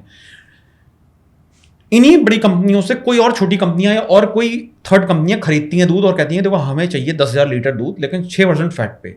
तो अब टोन्ड मिल्क था, उसमें मैंने फैट मिलाया, वो एनिमल फैट भी हो सकता है, प्लांट फैट बेस भी हो सकता है, उसको मिलाने का प्रोसेस होता है। उसमें कुछ केमिकल्स भी लोग यूज़ कर लेते हैं, जो सस्ती डेयरियाँ चलाते हैं, जैसे यूरिया एक केमिकल है जो यूज़ होता है, और वो पकड़े ही जाते हैं। यूरिया का तो हम लोग गाँव में भी काफ़ी ज़्यादा सुने हैं कि लोग यूरिया मिला के जो दूध वाले होते हैं वो देते हैं। वो एक अलग चीज़ है कि लोग अब पकड़ पा रहे हैं या नहीं पकड़ पा रहे हैं, लेकिन ये कॉन्सेप्ट जो यूरिया वाला है ये गाँवों पे भी काफ़ी ज़्यादा प्रचलित है और काफ़ी ज़्यादा चर्चित है।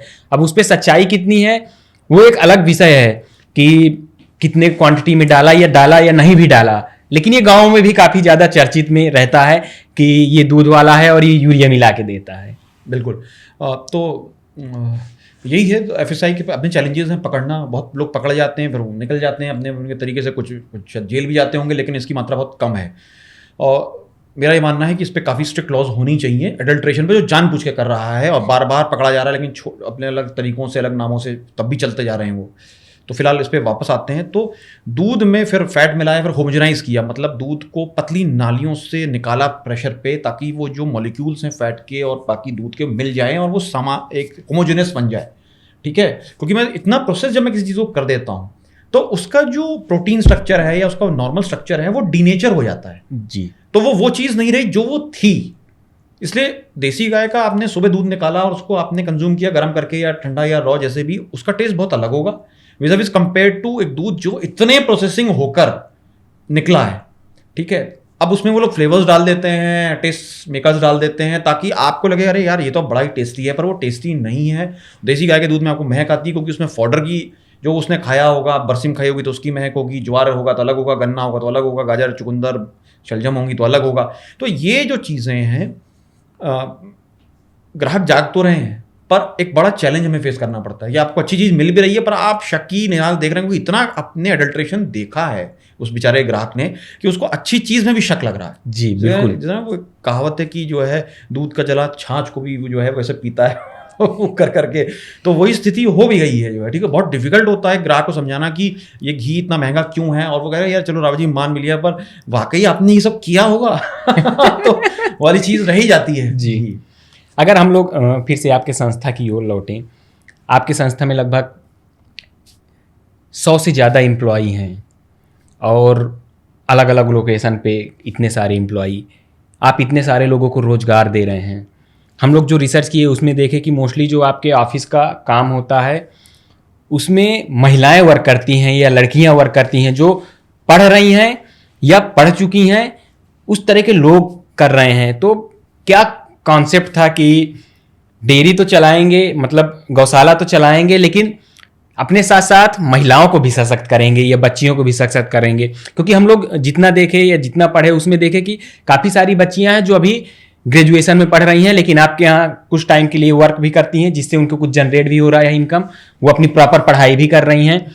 एक प्रकार से उन्हें वो कॉन्फिडेंस भी आ रहा है कि हम भी आगे कुछ कर सकते हैं। बिल्कुल। देखिए, कोई भी संस्था की सफलता उसमें जो लोग हैं वो निर्धारित करते हैं जी। आप कप्तान तो हो सकते हैं और आपका एक अपना इम्पोर्टेंट रोल है, लेकिन आप सब कुछ नहीं। तो संस्था हेता में हमने ये देखा कि महिलाएं चाहे उत्तराखंड की रही हों, चाहे उत्तर प्रदेश में रही हों, या और भी भारतीय राज्यों से आती हैं जो काम करती हैं हमारे यहाँ, उनको ज़्यादा मेहनती पाया, लगनशील पाया, और कम चोरियाँ रहीं उनके साथ, ऐसा हमने पाया। अलग अलग सबके अपने वो हो सकते हैं।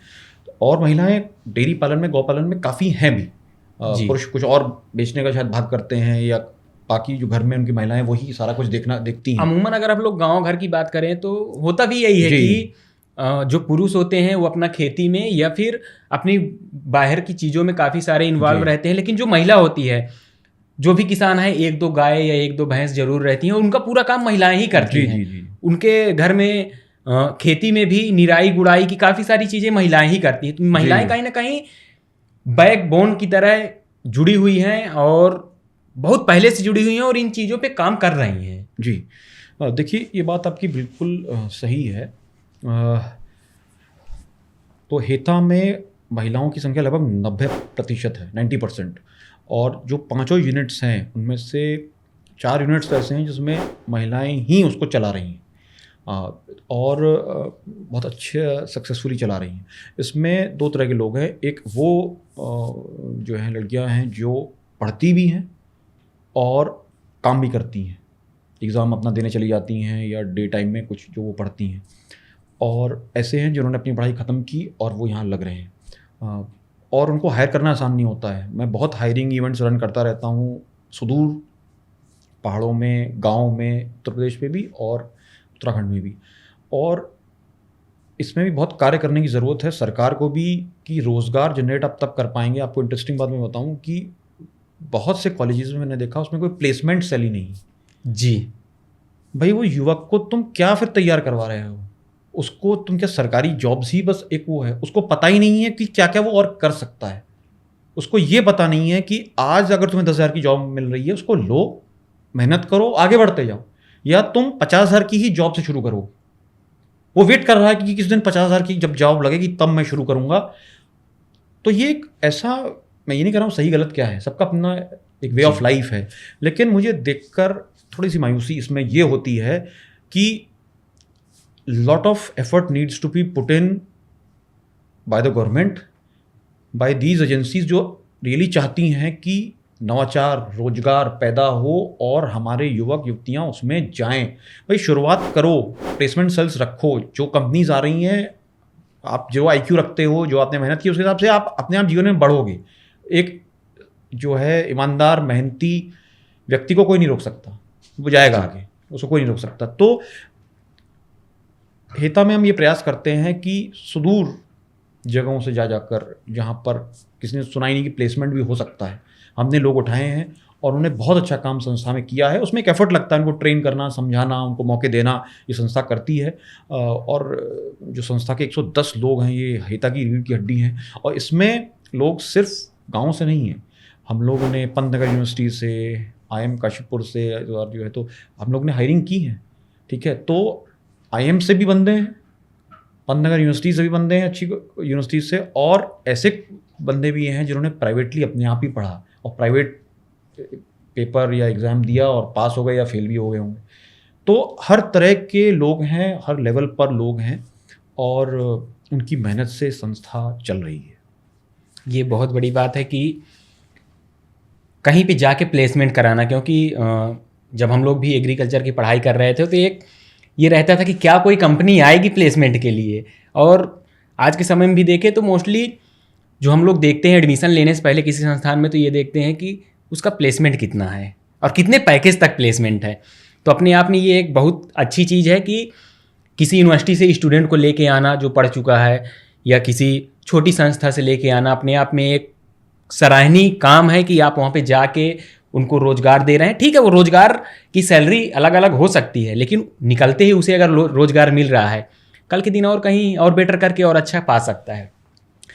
जैसे आप बताए कि दूध के बारे में बहुत विस्तार से आप बताए कि ये चीज़ें हैं। जैसे जो अलग अलग गायें होती हैं, स्वदेशी गाय, जैसे हम लोग अपने इंडिया की बात करें, गिर है, साहीवाल है, थारपारकर है, नागौरी है, ये जो देसी गायें हैं। तो अगर हम बात करें कि इनके पहचान की, क्योंकि लोगों को पहचान भी नहीं है, लोगों को लगता है कि अगर वो ब्लैक कलर में है, उसके सींग नहीं है, तो वो जर्सी गाय है, अगर वाइट कलर है या कुछ और कलर है वो देसी गाय है। तो इसमें भी डिफरेंस क्या है और किस तरह से लोग समझ सकते हैं कि, क्योंकि काफ़ी सारी पहचान होती है कि कान अलग होने, जैसे गिर की लोग पहचान करते हैं कान लंबे हैं तो मतलब गिर गाय है, लेकिन केवल मुझे लगता है इतना ही नहीं होता है कि केवल लंबे कान से ही हम पहचान सकते हैं।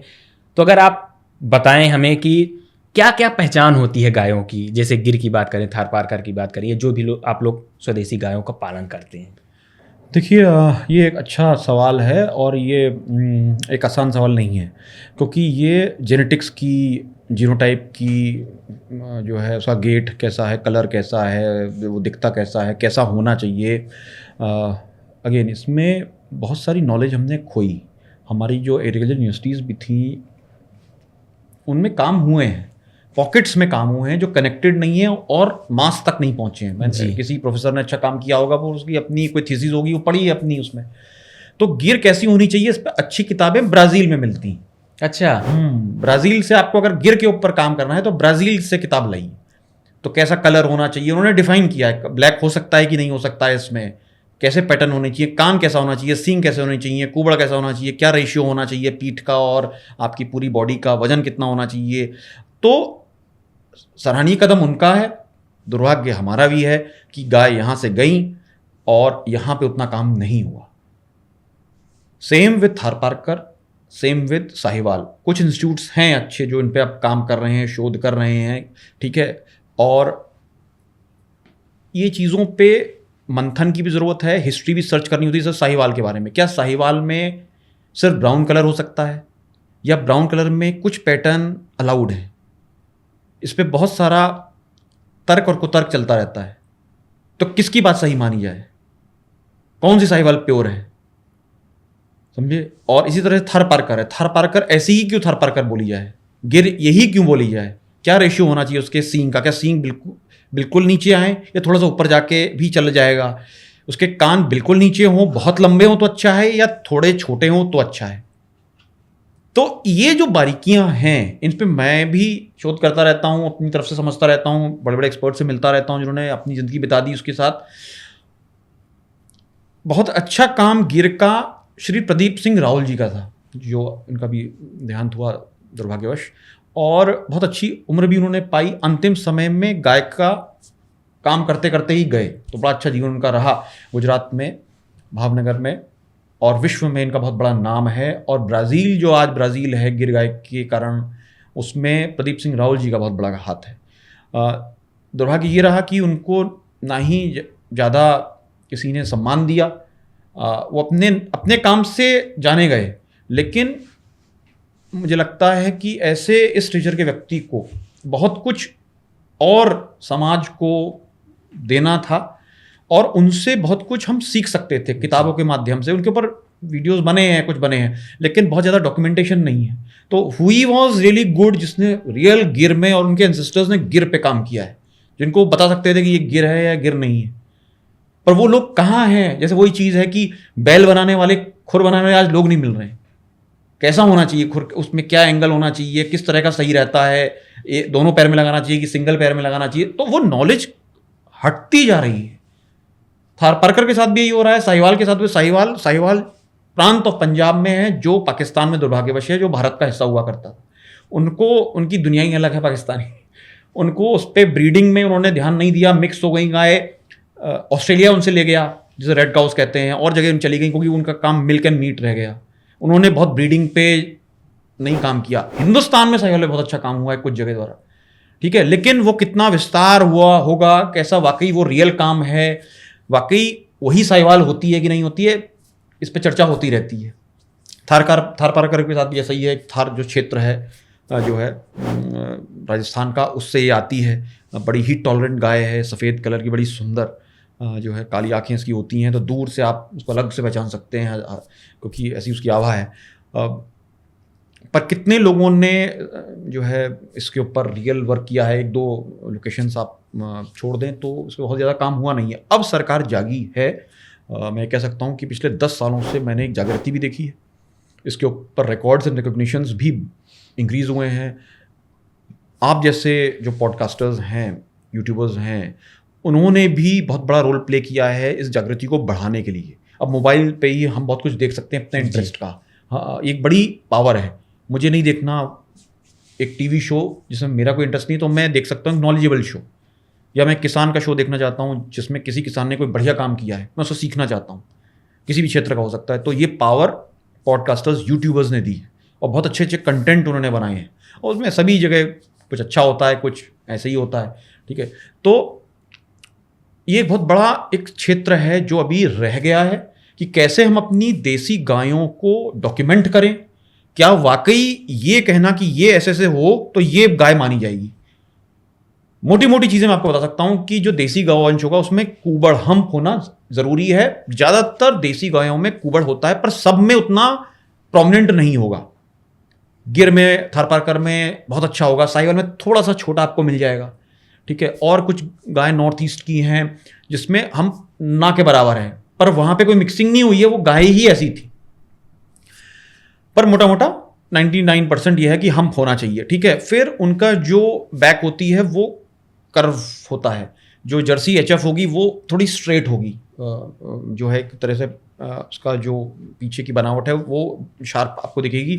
और जो देसी गाय है वो हीट टॉलरेंट बहुत ज़्यादा होगी, 50 डिग्री में आराम से खड़ी होगी। अगर आपकी गाय हाँफ रही है तो कहीं ना कहीं मान लीजिए कि उसमें एचएफ जर्सी का मिक्सचर है, क्योंकि 30-35 डिग्री होते ही उसको पंखा, कूलर, एसी की ज़रूरत पड़ती है, नहीं तो गाय सर्वाइव नहीं करेगी जी, ठीक है। फिर सींग सुंदर होते हैं देसी गायों के, नेचुरली जो है पॉइंटेड शार्प नहीं होंगे। लेकिन आप एचएफ जर्सी देखेंगे तो वो काफ़ी शार्प कोने उनके होते हैं, जो है हार्मफुल हैं। मतलब आपको अटैक अगर होता है तो गाय का तो चोट ज़्यादा लगेगी आपको। फिर ये जो एचएफ जर्सी गायें हैं, जो विदेशी नस्ल की जो गायें हैं, इनकी सुंदरता भी कम होती है ओवरऑल। अगर आप एक गाय, देसी गाय देख लें, आप एक गिर, साहिवाल, थारपार खड़ी हुई तो आप कहेंगे वाह क्या सुंदर गाय है। लेकिन ये चीज़ आप एचएफ जर्सी के लिए कहें, चांस बहुत कम है। तो भारतीय नस्लों की जो गायें हैं वो नेचुरली यहाँ के लिए बनी हुई हैं। बड़ा गहन, इस पे लंबा हम जो है विचार विमर्श कर सकते हैं कि गिर कैसी हो, चौड़ा माथा, सींग नीचे, ठीक है, डेवलप बहुत अच्छा। और जो है कोई भी कलर गिर में हो सकता है एक्सेप्ट ब्लैक। ब्लैक अलाउड नहीं है एज पर ब्राज़ील, पर इंडिया में कुछ लोग मानते हैं कि नहीं, लिडली नाम की गाय कहते हैं कि वो ये है। तो अगेन जैसे मैंने आपसे कहा, बहुत अलग अलग वेरिएशंस इसमें हैं।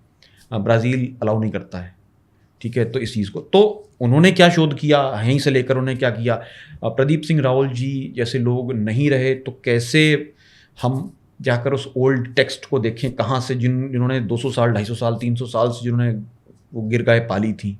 सेम विथ थारपारकर, कांकरेज, आपकी राठी एक मिक्स गाय है, साहिवाल और थारपारकर का जो है वो भी अच्छा लेकिन दूध देती है। उसके ऊपर भी बीकानेर में काफ़ी अच्छा काम हो रहा है, ठीक है। तो ये ऐसा सब्जेक्ट है जिसमें मेरा बहुत मन लगता है जानने के लिए कि हिस्ट्री क्या रही है इन गायों की, क्योंकि यही हमारी अर्थव्यवस्था की रीढ़ की हड्डी रही हैं।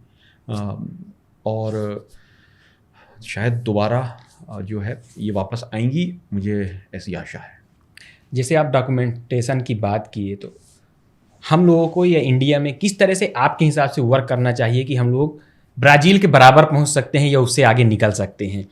क्योंकि स्वदेशी गायों का जन्म कहीं ना कहीं जब भारत में हुआ, कुछ हिस्सा जो पाकिस्तान आज हो गया है, पहले जो भारत का हिस्सा था वहाँ पे हुई, और ये स्वदेशी जन्म भी यहीं पे हुआ भारत में ही। और ब्राज़ील जैसा देश अगर उस पर इतना अच्छा काम कर सकता है तो हम लोग क्या लूप फाल्ट रहे होंगे, या फिर हम लोग क्या कर सकते हैं कि उससे आगे निकल सकते हैं? जो हमारी पहचान थी, जो हमारी पुरानी चीज़ें थी, उसको हम लोग पा सकते हैं।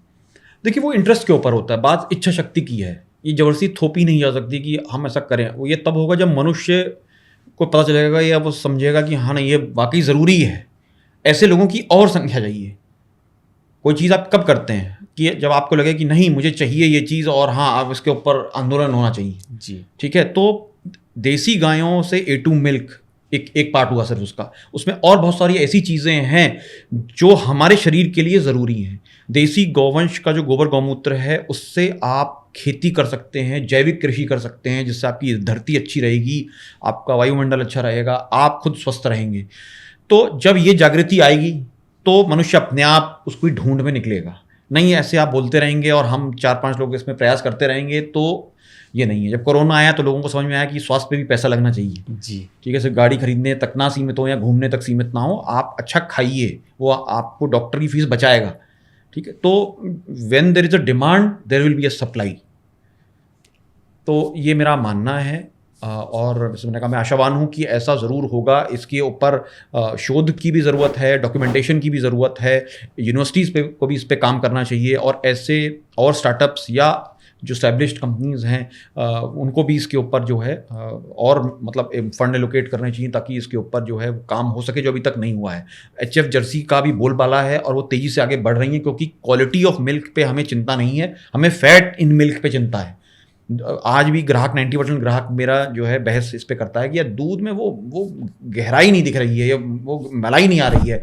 तो ये भैंस का दूध नहीं है भाई, ये देसी गाय का दूध है जो इजीली डाइजेस्टेबल है।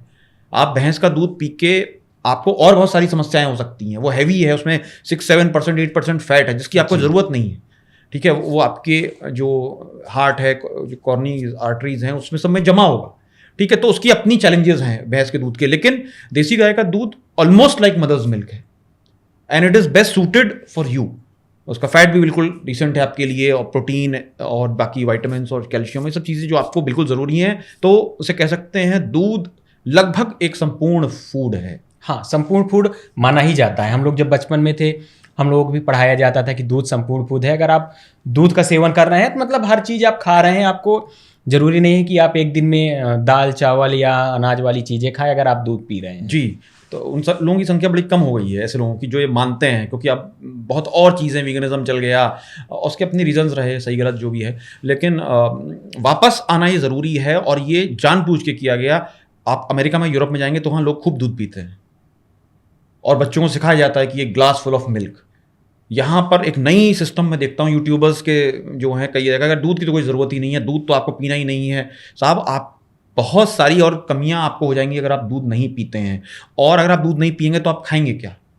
और अगर आप बादाम और काजू किशमिश सोचते हैं कि ये कंप्लीट फूड है, नहीं, वो कंप्लीट फूड नहीं है, उसमें ऑक्सीडेट्स और बहुत सारी समस्याएं रहती हैं। वो आप एक सप्लीमेंट के रूप में यूज़ कर सकते हैं और उतना ज़्यादा वो ग्रो नहीं होता है, तो लोगों तक पहुँच नहीं है। आज भी दूध सबसे सस्ता प्रोटीन का स्रोत है, सबसे सस्ता प्रोटीन का स्रोत है दूध।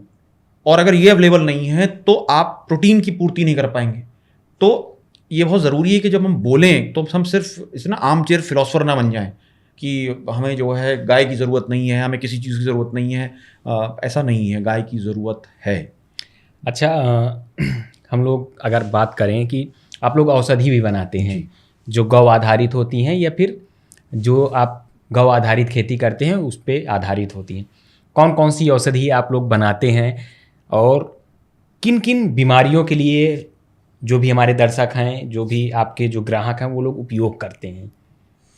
हम लोग लगभग 50 से ऊपर पंचगव्य औषधियाँ बनाते हैं। पंचगव्य का मतलब हुआ गाय की 5 चीज़ें: दूध, घी, दही, छाछ और गोबर गौमूत्र। तो एक पर्टिकुलर रेशियो में एक तरीके से उनको यूज़ किया जाता है और औषधियों से जहाँ ज़रूरी है उनको मिलाकर या ना मिलाकर उनको बनाया जाता है।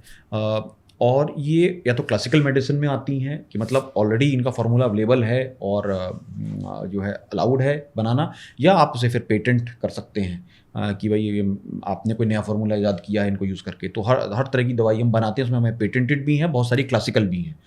तो अलग अलग स्किन डिजीज़ है, आइज़ के लिए है, हेयर के लिए है, पेट रोगों के लिए है, कैंसर तक के लोगों के लिए दवाइयाँ हिता बनाती है। और इस पर लगातार शोध चलता रहता है, जो हमें ट्रायल्स हम करते हैं या लोगों का जो फीडबैक आता है उसको हम इकट्ठा करते रहते हैं ताकि हमें फ़ायदा हो औरों को बताने के लिए कि क्या क्या हुआ। जैसे एक एग्जाम्पल के रूप में बताऊँ, शतधौत घृता, 100 बार घी को धोना, ये आयुर्वेद की एक क्रीम है। बहुत सेफली आप कह सकते हो कि सबसे पहली विश्व की ये एक फेस क्रीम या ऑल मल्टीपर्पज़ क्रीम रही होगी। आयुर्वेद आराम से 5000 साल पुराना या इससे पुराना कह सकते हैं आप। और इसमें जो चीज़ लिखी हुई है क्लासिकल मेडिसिन में आती है, शतधौत घृता। तो अगर आपको दाद खाद खुजली है तो आप SDG यूज़ करें। आप कहीं भगवान ना करें जल जाएं तो आप SDG लगाएं। और जो उसकी बर्नॉल या और चीज़ें जो अवेलेबल है मार्केट में, उससे ये बहुत गुना जल्दी लाभ देती है, आपको फफोले नहीं पड़ने देती है। ये मैं जलने के लिए बता रहा हूँ। तो ऐसी चीज़ें अवेलेबल हैं पंचगव्य में जो लाइफ सेविंग मेडिसिन है। गौमूत्र से ऑलरेडी 5-6 पेटेंट्स इसके ऊपर हैं, US में पेटेंट्स हैं, क्योंकि भारतीय विद्या को तो लोग मान ही नहीं रहे हैं जब तक US पेटेंट ना हो जाए। तो लोगों ने वो भी करा ली और उससे ये सिद्ध है कि गौमूत्र एक बायो एनहांसर है, जो है एंटी फंगल है, एंटी बैक्टीरियल है, एंटी कैंसरस है, तो उसको लोग यूज़ कर रहे हैं, दवाइयाँ बना रहे हैं और लोग इससे स्वास्थ्य लाभ पा रहे हैं। अच्छा, जैसे गौमूत्र की बात करें तो उसका एक तरीका भी होता है कलेक्शन करने का, क्योंकि क्या आप लोग क्या प्रोसीजर अपनाते हैं उसके लिए कि हम अच्छा से अच्छा गौमूत्र, ताकि उसमें जो गायों में अमूमन गौपालन में देखते हैं कि नीचे जो शेड होता है उससे बह के ना आ रहा हो, तो उन सब चीज़ों के लिए आप लोग क्या करते हैं? देखिए, इसमें दो चीज़ें हैं। अच्छा सवाल है आपका। गौमूत्र किस पर्पज़ के लिए आप यूज़ कर रहे हैं? अगर आप दवाई के लिए यूज़ कर रहे हैं तो आप चाहेंगे कि वो जैसे ही गौमूत्र गाय करे तो आप एक साफ बर्तन में उसको इकट्ठा कर लें जिसमें वो रिएक्ट ना करे। तो एक ये तरीका है। उसके लिए जो दवाई में जाएगा, जिसमें आपको गोनाइल बनाना है जी। या पेंट बनाना है या जीवामृत बनाना है, तो उसमें गोबर मिल जाए तो अच्छा ही है। तो आपको वैसे भी बाद में मिलाना था तो वो ऑलरेडी थोड़ा सा मिल गया। तो बेस्ड ऑन किस चीज़ के लिए आप उसका यूज़ कर रहे हैं, आप ऐसा करेंगे, जो अकॉर्डिंगली आप गिरा हुआ इस्तेमाल करेंगे या आप एकदम से कलेक्ट कर लेंगे, वही हम करते हैं। अच्छा, जैसे हम लोग जानते हैं या सब लोग जानते हैं कि जो देसी गायें होती हैं उनका दूध उत्पादन कम होता है कंपेरिजन टू जो विदेशी गायें होती हैं। जैसे हमारे देश में एक बहुत बड़ी ये चर्चा है कि जब बात होती है जैविक खेती की या प्राकृतिक खेती की, तो ये बात होती है क्या संभव है प्राकृतिक खेती से इस पॉपुलेशन का पेट भर पाना। सेम यही लागू होता है डेयरी सेक्टर में, गौपालन सेक्टर में, कि क्या संभव है जो आज हमारा देश दूध उत्पादन में नंबर 1 पे है विश्व में, क्या ये संभव है कि हम लोग देसी गायों के उत्पादन से अपना भरण पोषण कर पाएंगे? क्या हम लोग नंबर 1 पे प्रॉपर रूप से सस्टेन कर पाएंगे? ये एक बड़ा चैलेंज है। इस पे आपका क्या एक्सपीरियंस है कि कितना हम लोग पहुंच सकते हैं अगर हम लोग देसी गायों का पालन करते हैं प्रॉपर रूप से? क्योंकि श्रीलंका एक जीता जागता उदाहरण है कि श्रीलंका में रातों रात ऑर्गेनिक फार्मिंग पे कॉन्सेप्ट आया और वहाँ पे एक क्राइसिस आया कि ऑर्गेनिक फार्मिंग पे आप कैसे शिफ्ट हो सकते हैं, ये प्राकृतिक खेती पे कैसे शिफ्ट हो सकते हैं। तो क्या हमारे यहाँ ये चैलेंजेस हैं, इसको हम लोग कैसे पार कर सकते हैं? देखिए, अच्छा कि आपने पूछा, ये एक अच्छा सवाल है। देसी गाय कम दूध देती हैं, पर इस धारणा से हमें हटना है। क्यों हटना है? क्योंकि देसी गाय कम दूध नहीं देती। ये डिपेंड करता है कि वो कितना खाती है और कितना दूध देती है, ये देखना ज़रूरी है। मैंने 1 किलो खाया और 1 किलो दूध दे दिया, बहुत अच्छा है। मैंने 10 किलो खाया और 3 किलो दूध दिया, ये अच्छा है? नहीं। मैंने 10 किलो भी खाया ना जी। तो चारा वो कितना खा रही है, कितना सेवा ले रही है और उसके कितने को दूध में कन्वर्ट कर रही है। तो देसी गाय 18-18 लीटर की भी हैं, 20-20 लीटर की भी देसी गायें हैं और एन एवरेज 10-11-12 लीटर सुबह शाम मिलाकर भी दे रही हैं। ऐसे लोग अपने हर्ड को पाल रहे हैं। हमारा ही हर्ड एवरेज बच्चे को दूध पिलाकर उसका शेयर देकर ही 4.5 लीटर है। 4-4.5 लीटर में तब मिलता है जब बच्चे को हम उसका आधा शेयर दे देते हैं। तो ये कहना कि उससे हमारा प्रोडक्शन कम हो जाएगा, नहीं। वर्ल्ड एवरेज से ही तब भी ज़्यादा है। जो वर्ल्ड एवरेज है दूध का, वो उससे तब भी ज़्यादा है। HF जर्सी गायों को पालने के लिए अगर आप ज़्यादा दूध उत्पादन ले भी रहे हैं, वो दिन भर खा भी रही हैं और उनका दूध A1 टाइप है, ये ध्यान रखिएगा। हमें ये भी देखना है कि हमें क्या A2 टाइप दूध मिल रहा है, क्योंकि A1 टाइप दूध से कई बीमारियां अब लगभग सिद्ध हैं, तो बहुत रिसर्च हो चुकी है। टाइप 1 ऑटिज्म कहीं ना कहीं उससे कनेक्टेड है, ठीक है। ये टाइप 1 डायबिटीज़, ऑटिज्म हुआ, टाइप 1 डायबिटीज़ हुई, सिजोफ्रेनिया हुआ, ब्लोटिंग हुई, ये सारी चीज़ें A1 टाइप दूध कहीं ना कहीं से कनेक्ट करता है। डॉक्टर कीथ वुडफोर्ड ने बहुत अच्छी किताब लगभग 20 साल पहले इसमें ऑलरेडी लिख दी थी, डेविल इन द मिल्क। और ये सिद्ध भी है कि जो लोग A1 टाइप दूध से A2 टाइप दूध पे जाते हैं तो उनमें अगर ऑटिज्म है तो वो उसको बेनिफिट उसको मिलने लगता है, बच्चे को वो सही होने लगता है। डायबिटीज़ अगर उसको है तो वो ठीक होने लगती है। और ये कोई छोटी चीज़ नहीं है, ये बहुत बड़ी शोध है, बहुत इस पे क्रांतिकारी शोध है जिस पे काम होना चाहिए। A2 type easier to digest है, ये बिल्कुल कंफर्म्ड है।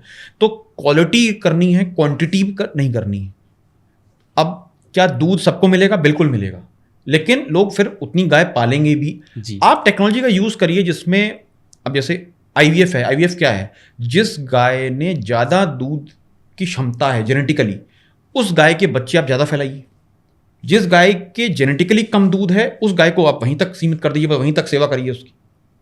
तो टेक्नोलॉजी का यूज़ करके आप देसी गौवंश में उन गायों का प्रचार करिए जो ब्राज़ील ने किया, कि उसने वो जीनोम टाइप लिया और डेटाबेस भी बनाया कि ये जीनोम टाइप यही हम मुझे फैलाना है, क्योंकि इसमें दूध का ज़्यादा क्वांटिटी भी मिल रही है और A2 टाइप तो ये है ही, ये गुड है।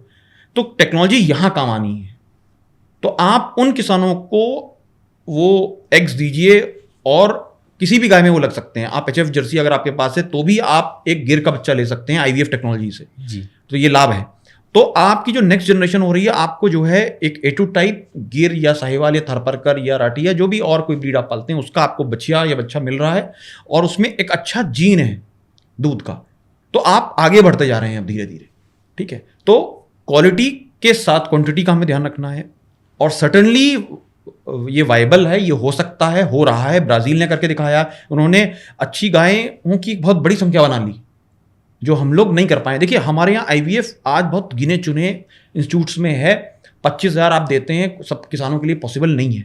तो इसमें गवर्नमेंट भी बहुत कुछ कर सकती है, किसान भी, प्राइवेट सेक्टर भी बहुत कुछ कर सकता है, ठीक है। जिसमें हम कह सकते हैं कि जिन गायों में दूध का उतना जीन नहीं है उनको वहीं तक, और उसके आगे जो गाय को हम बढ़ाएं, उन गायों से हम ज़्यादा बच्चे लें जो जिनमें दूध का जीन सिद्ध हो गया कि इनमें दूध की मात्रा ज़्यादा है, ठीक है। तो ये सिलेक्शन भी होता है, जैसे आप किसका नंदी यूज़ करेंगे, नंदी वो जिसकी माँ का दूध अच्छा हो, ज़्यादा हो, ठीक है, माँ सीधी हो, मारने वाली ना हो, तो उसके क्योंकि कैरेक्टर्स जाएंगे ही जाएंगे उस दूसरे नंदी तक, ठीक है। तो टेक्नोलॉजी बहुत बड़ा पार्ट प्ले कर सकती है, जिसमें हम पहले बात कर रहे थे, ठीक है ना। तो ये पॉजिटिव साइड ऑफ टेक्नोलॉजी है कि अगर आप बहुत चिंतित हैं। और इसी में कनेक्ट करूं कि देखिए ऑर्गेनिक फार्मिंग फेलियर नहीं है। ऑर्गेनिक फार्मिंग में प्रोड्यूस करना, आप वीड मैनेजमेंट कर सकते हैं ना, लेकिन आप सारी चीज़ नहीं कर रहे हैं, आप उसका एक भाग कर रहे हैं ऑर्गेनिक फार्मिंग का।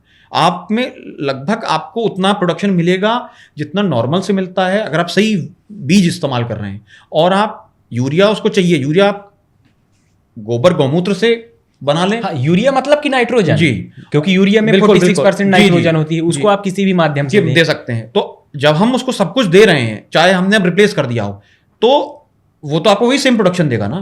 तो गलती कहाँ हुई? गलती ये हुई आपसे कि आपने चेंज किया लेकिन आप भूल गए कि यूरिया नहीं डाला तो और क्या, तो कुछ तो डालना था ना आपको। गोबर क्यों नहीं डाला आपने, या जीवामृत क्यों नहीं डाला? और गोबर और जीवामृत की मात्रा भी उतनी जितना यूरिया से नाइट्रोजन की मात्रा मिल जाए। बिल्कुल। अमूमन लोग यही करते हैं कि एक बोरी में तो मान लीजिए 2 बोरी डाले, 100 किलो हुआ, 100 किलो में 46% आपका नाइट्रोजन मिल गया। लेकिन जब हम देसी गाय की देसी गोबर की बात करते हैं या ऑर्गेनिक की बात करते हैं, तो हम लोग उतना क्वांटिटी में नहीं डाल पाते हैं जितने क्वांटिटी में उसे उतना नाइट्रोजन मिलेगा। बिल्कुल। तो वो आंसर भी है कि श्रीलंका ने कहा उससे मिस्टेक हुई। जी, ठीक है। तो जो भी जैविक कृषि करते हैं उनको ये ध्यान रखना है कि उस चीज़ का मैं डेल्टा ना होने दूं, चाहे वो नाइट्रोजन है, फॉस्फोरस है, कैल्शियम है, जो भी, या जिंक है जो आपके खेत को चाहिए, वो आप दूसरे फॉर्म में दीजिए और उसकी जानकारी लीजिए। जानकारी अब अवेलेबल है, लोग उस पर काफ़ी शोध कर चुके हैं। और आप natural ways of pest control करिए। मैं भी जैविक कृषि करता हूँ, मैं आपको बता सकता हूँ, अगर हमारी कमी रहती है कि उसमें वीड्स उग रहे हैं तो आप हैंड पिक कर सकते हैं और थोड़े वीड्स उगके हैं।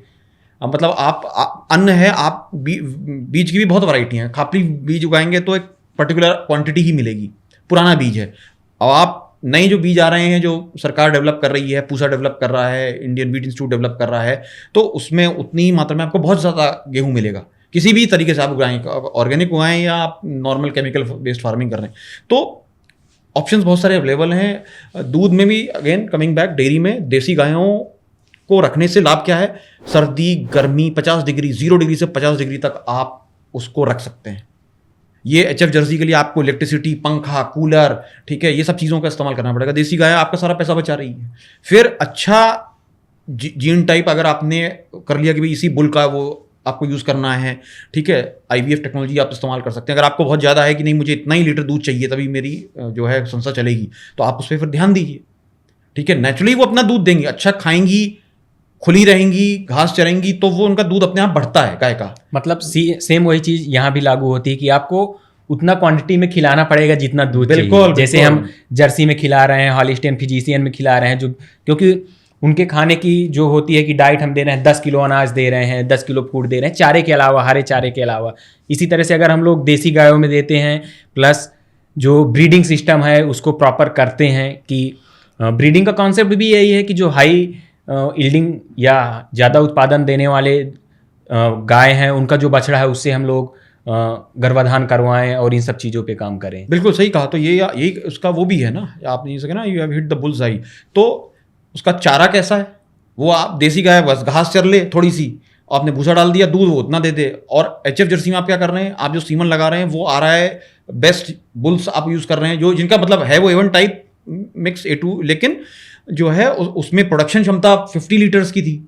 यहाँ आप रास्ते चलते कोई ब्रुसेला इन्फेस्टेड बुल का इस्तेमाल कर ले रहे हैं जो है। तो आप भी अपनी चॉइस बेटर करो ना, आप भी गिर का सबसे अच्छे बुल का या साहिवाल का या थारपारकर का बुल इस्तेमाल करिए, जो प्रूवन है कि भाई इतना लीटर दूध था जी, ठीक है। तो कम खाकर देसी गाय बहुत दूध देती है। पहाड़ पे है एचएफ जर्सी कामयाब नहीं है। पहाड़ पे आप जितना ऊपर चलते जाएंगे बद्री गाय चढ़ जाएगी, लेकिन वो खाती भी उतना है। वो आपको दिन का 2 लीटर 3 लीटर दूध दे रही है, वो बहुत अच्छा है, लेकिन उसने खाया भी तो बहुत कम है भाई। वो घास चर के उसने आपको 5% फैट का दूध दे दिया है। औषधियाँ अश्वगंधा और जंगली जो है हल्दी, ये सब वो उसको डेली मिल रहा है। मूल का पानी से कहते हैं, स्प्रिंग वाटर उसको मिल रहा है, जो और गायों को नहीं प्राप्त है प्लेन्स में। तो नेचर ने अलग अलग गायें अलग अलग प्रांतों के लिए नेचुरली सिलेक्शन से या इवोल्यूशन से अपने आप बनाई हैं, जो वहां के लिए उस स्थिति के लिए अनुकूल थी।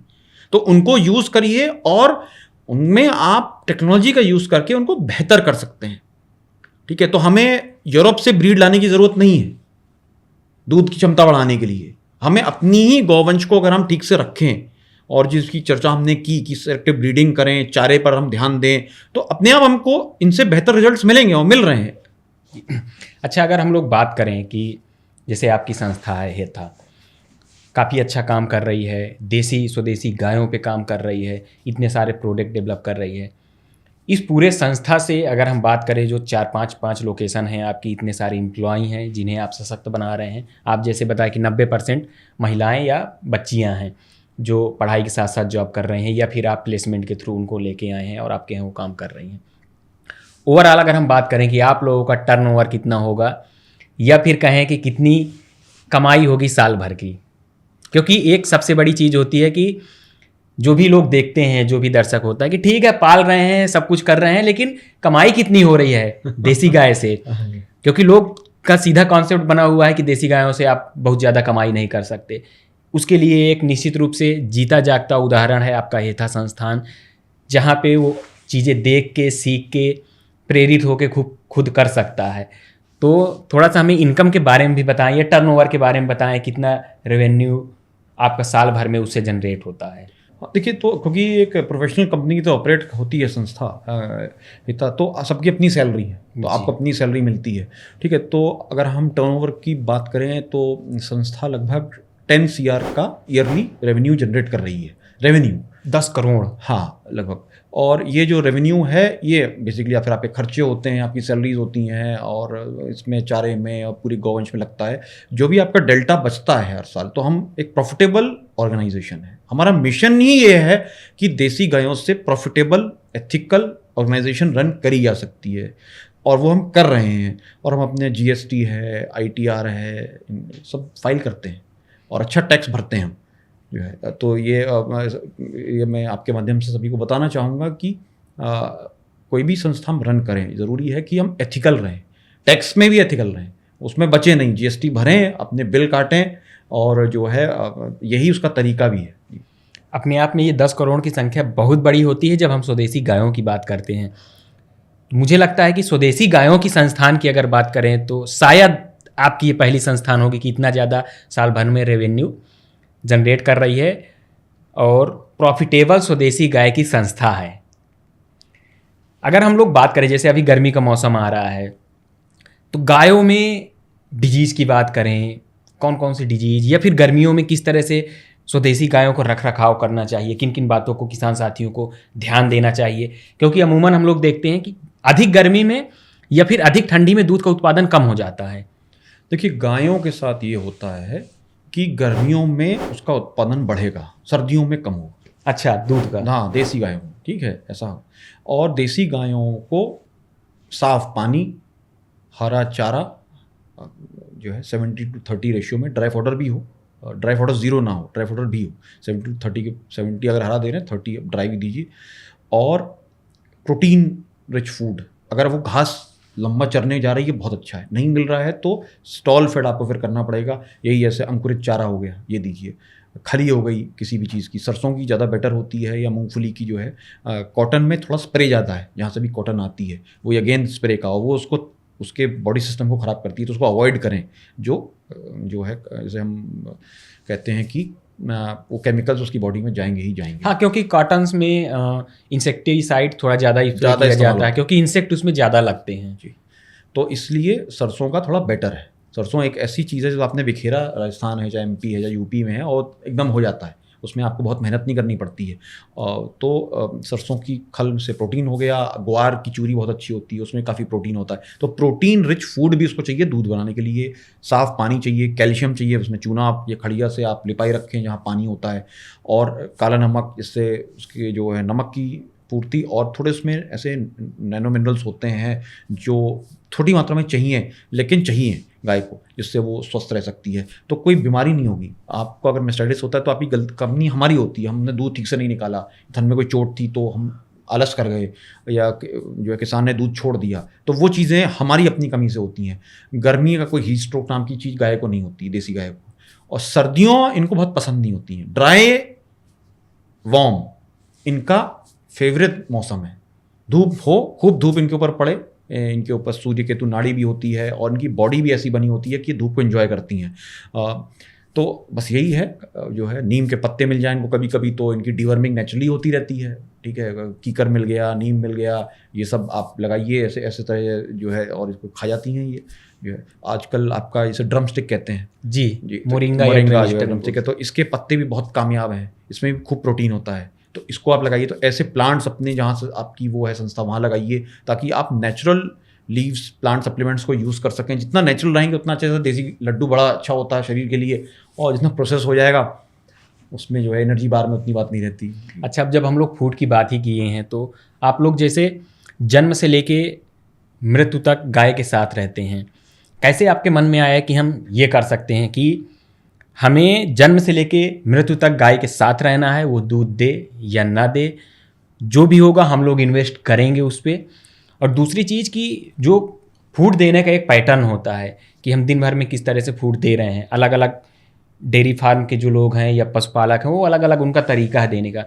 आप लोग किस तरह से उनको फूड देते हैं अलग अलग टाइम पे, पहली चीज़। और दूसरी चीज़ ये कि जो ड्राई काऊ होती हैं या फिर जो उत्पादन नहीं दे सकती, जो दूध उत्पादन नहीं दे सकती, उनको आप लोग दूसरी जगह शिफ्ट कर देते हैं, उनको आप लोग किस तरह से देते हैं? क्योंकि सबसे बड़ी बात है कि कम दूध उत्पादन में ज़्यादा गायों का रख रखाव करना और उससे 10 करोड़ का रेवेन्यू जनरेट करना अपने आप में एक साहसिक कार्य है और प्रॉफिटेबल है। सबसे बड़ी बात होती है कि ठीक है हम रेवेन्यू जनरेट कर रहे हैं लेकिन लॉस में जा रहे हैं, आप लोग प्रॉफिटेबल हैं।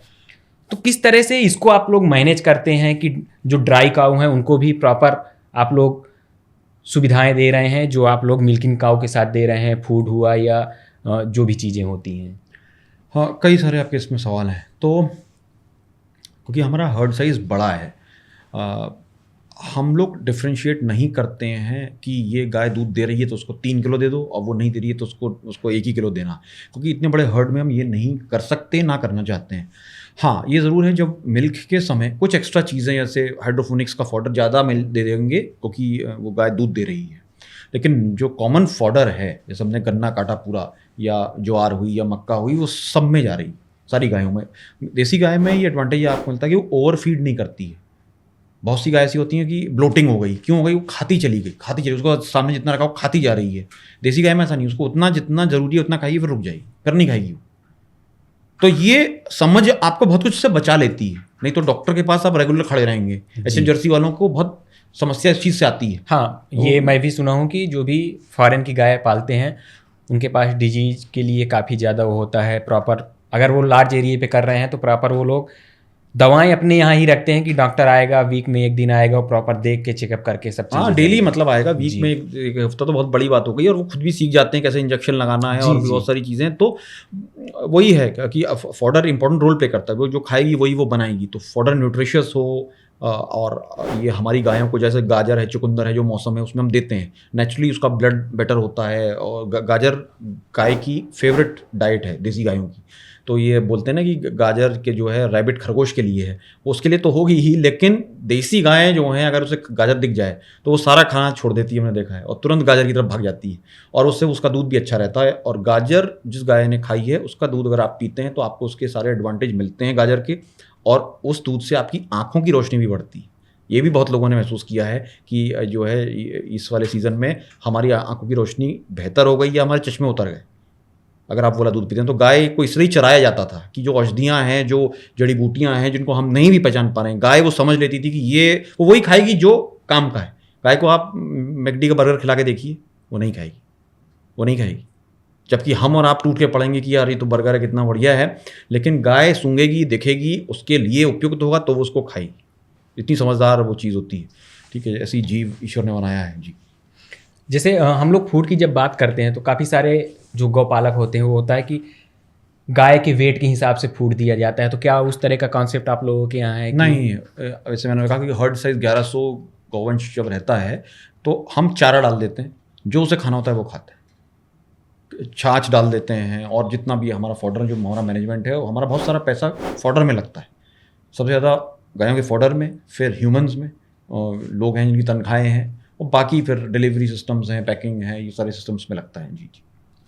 अच्छा, अगर देसी गायों की हम लोग बातचीत करें, उनके उत्पादन की भी बात हम लोग किए कि औसतन उत्पादन इतना होता है, लेकिन जो सबसे बड़ी बात आती है कि आज भी लोग ठीक है जागरूक हो रहे हैं, लेकिन आज भी समस्या यही है कि लोग ज़्यादा उत्पादन की तरफ बढ़ रहे हैं कि मतलब ज़्यादा उत्पादन चाहिए कुछ भी।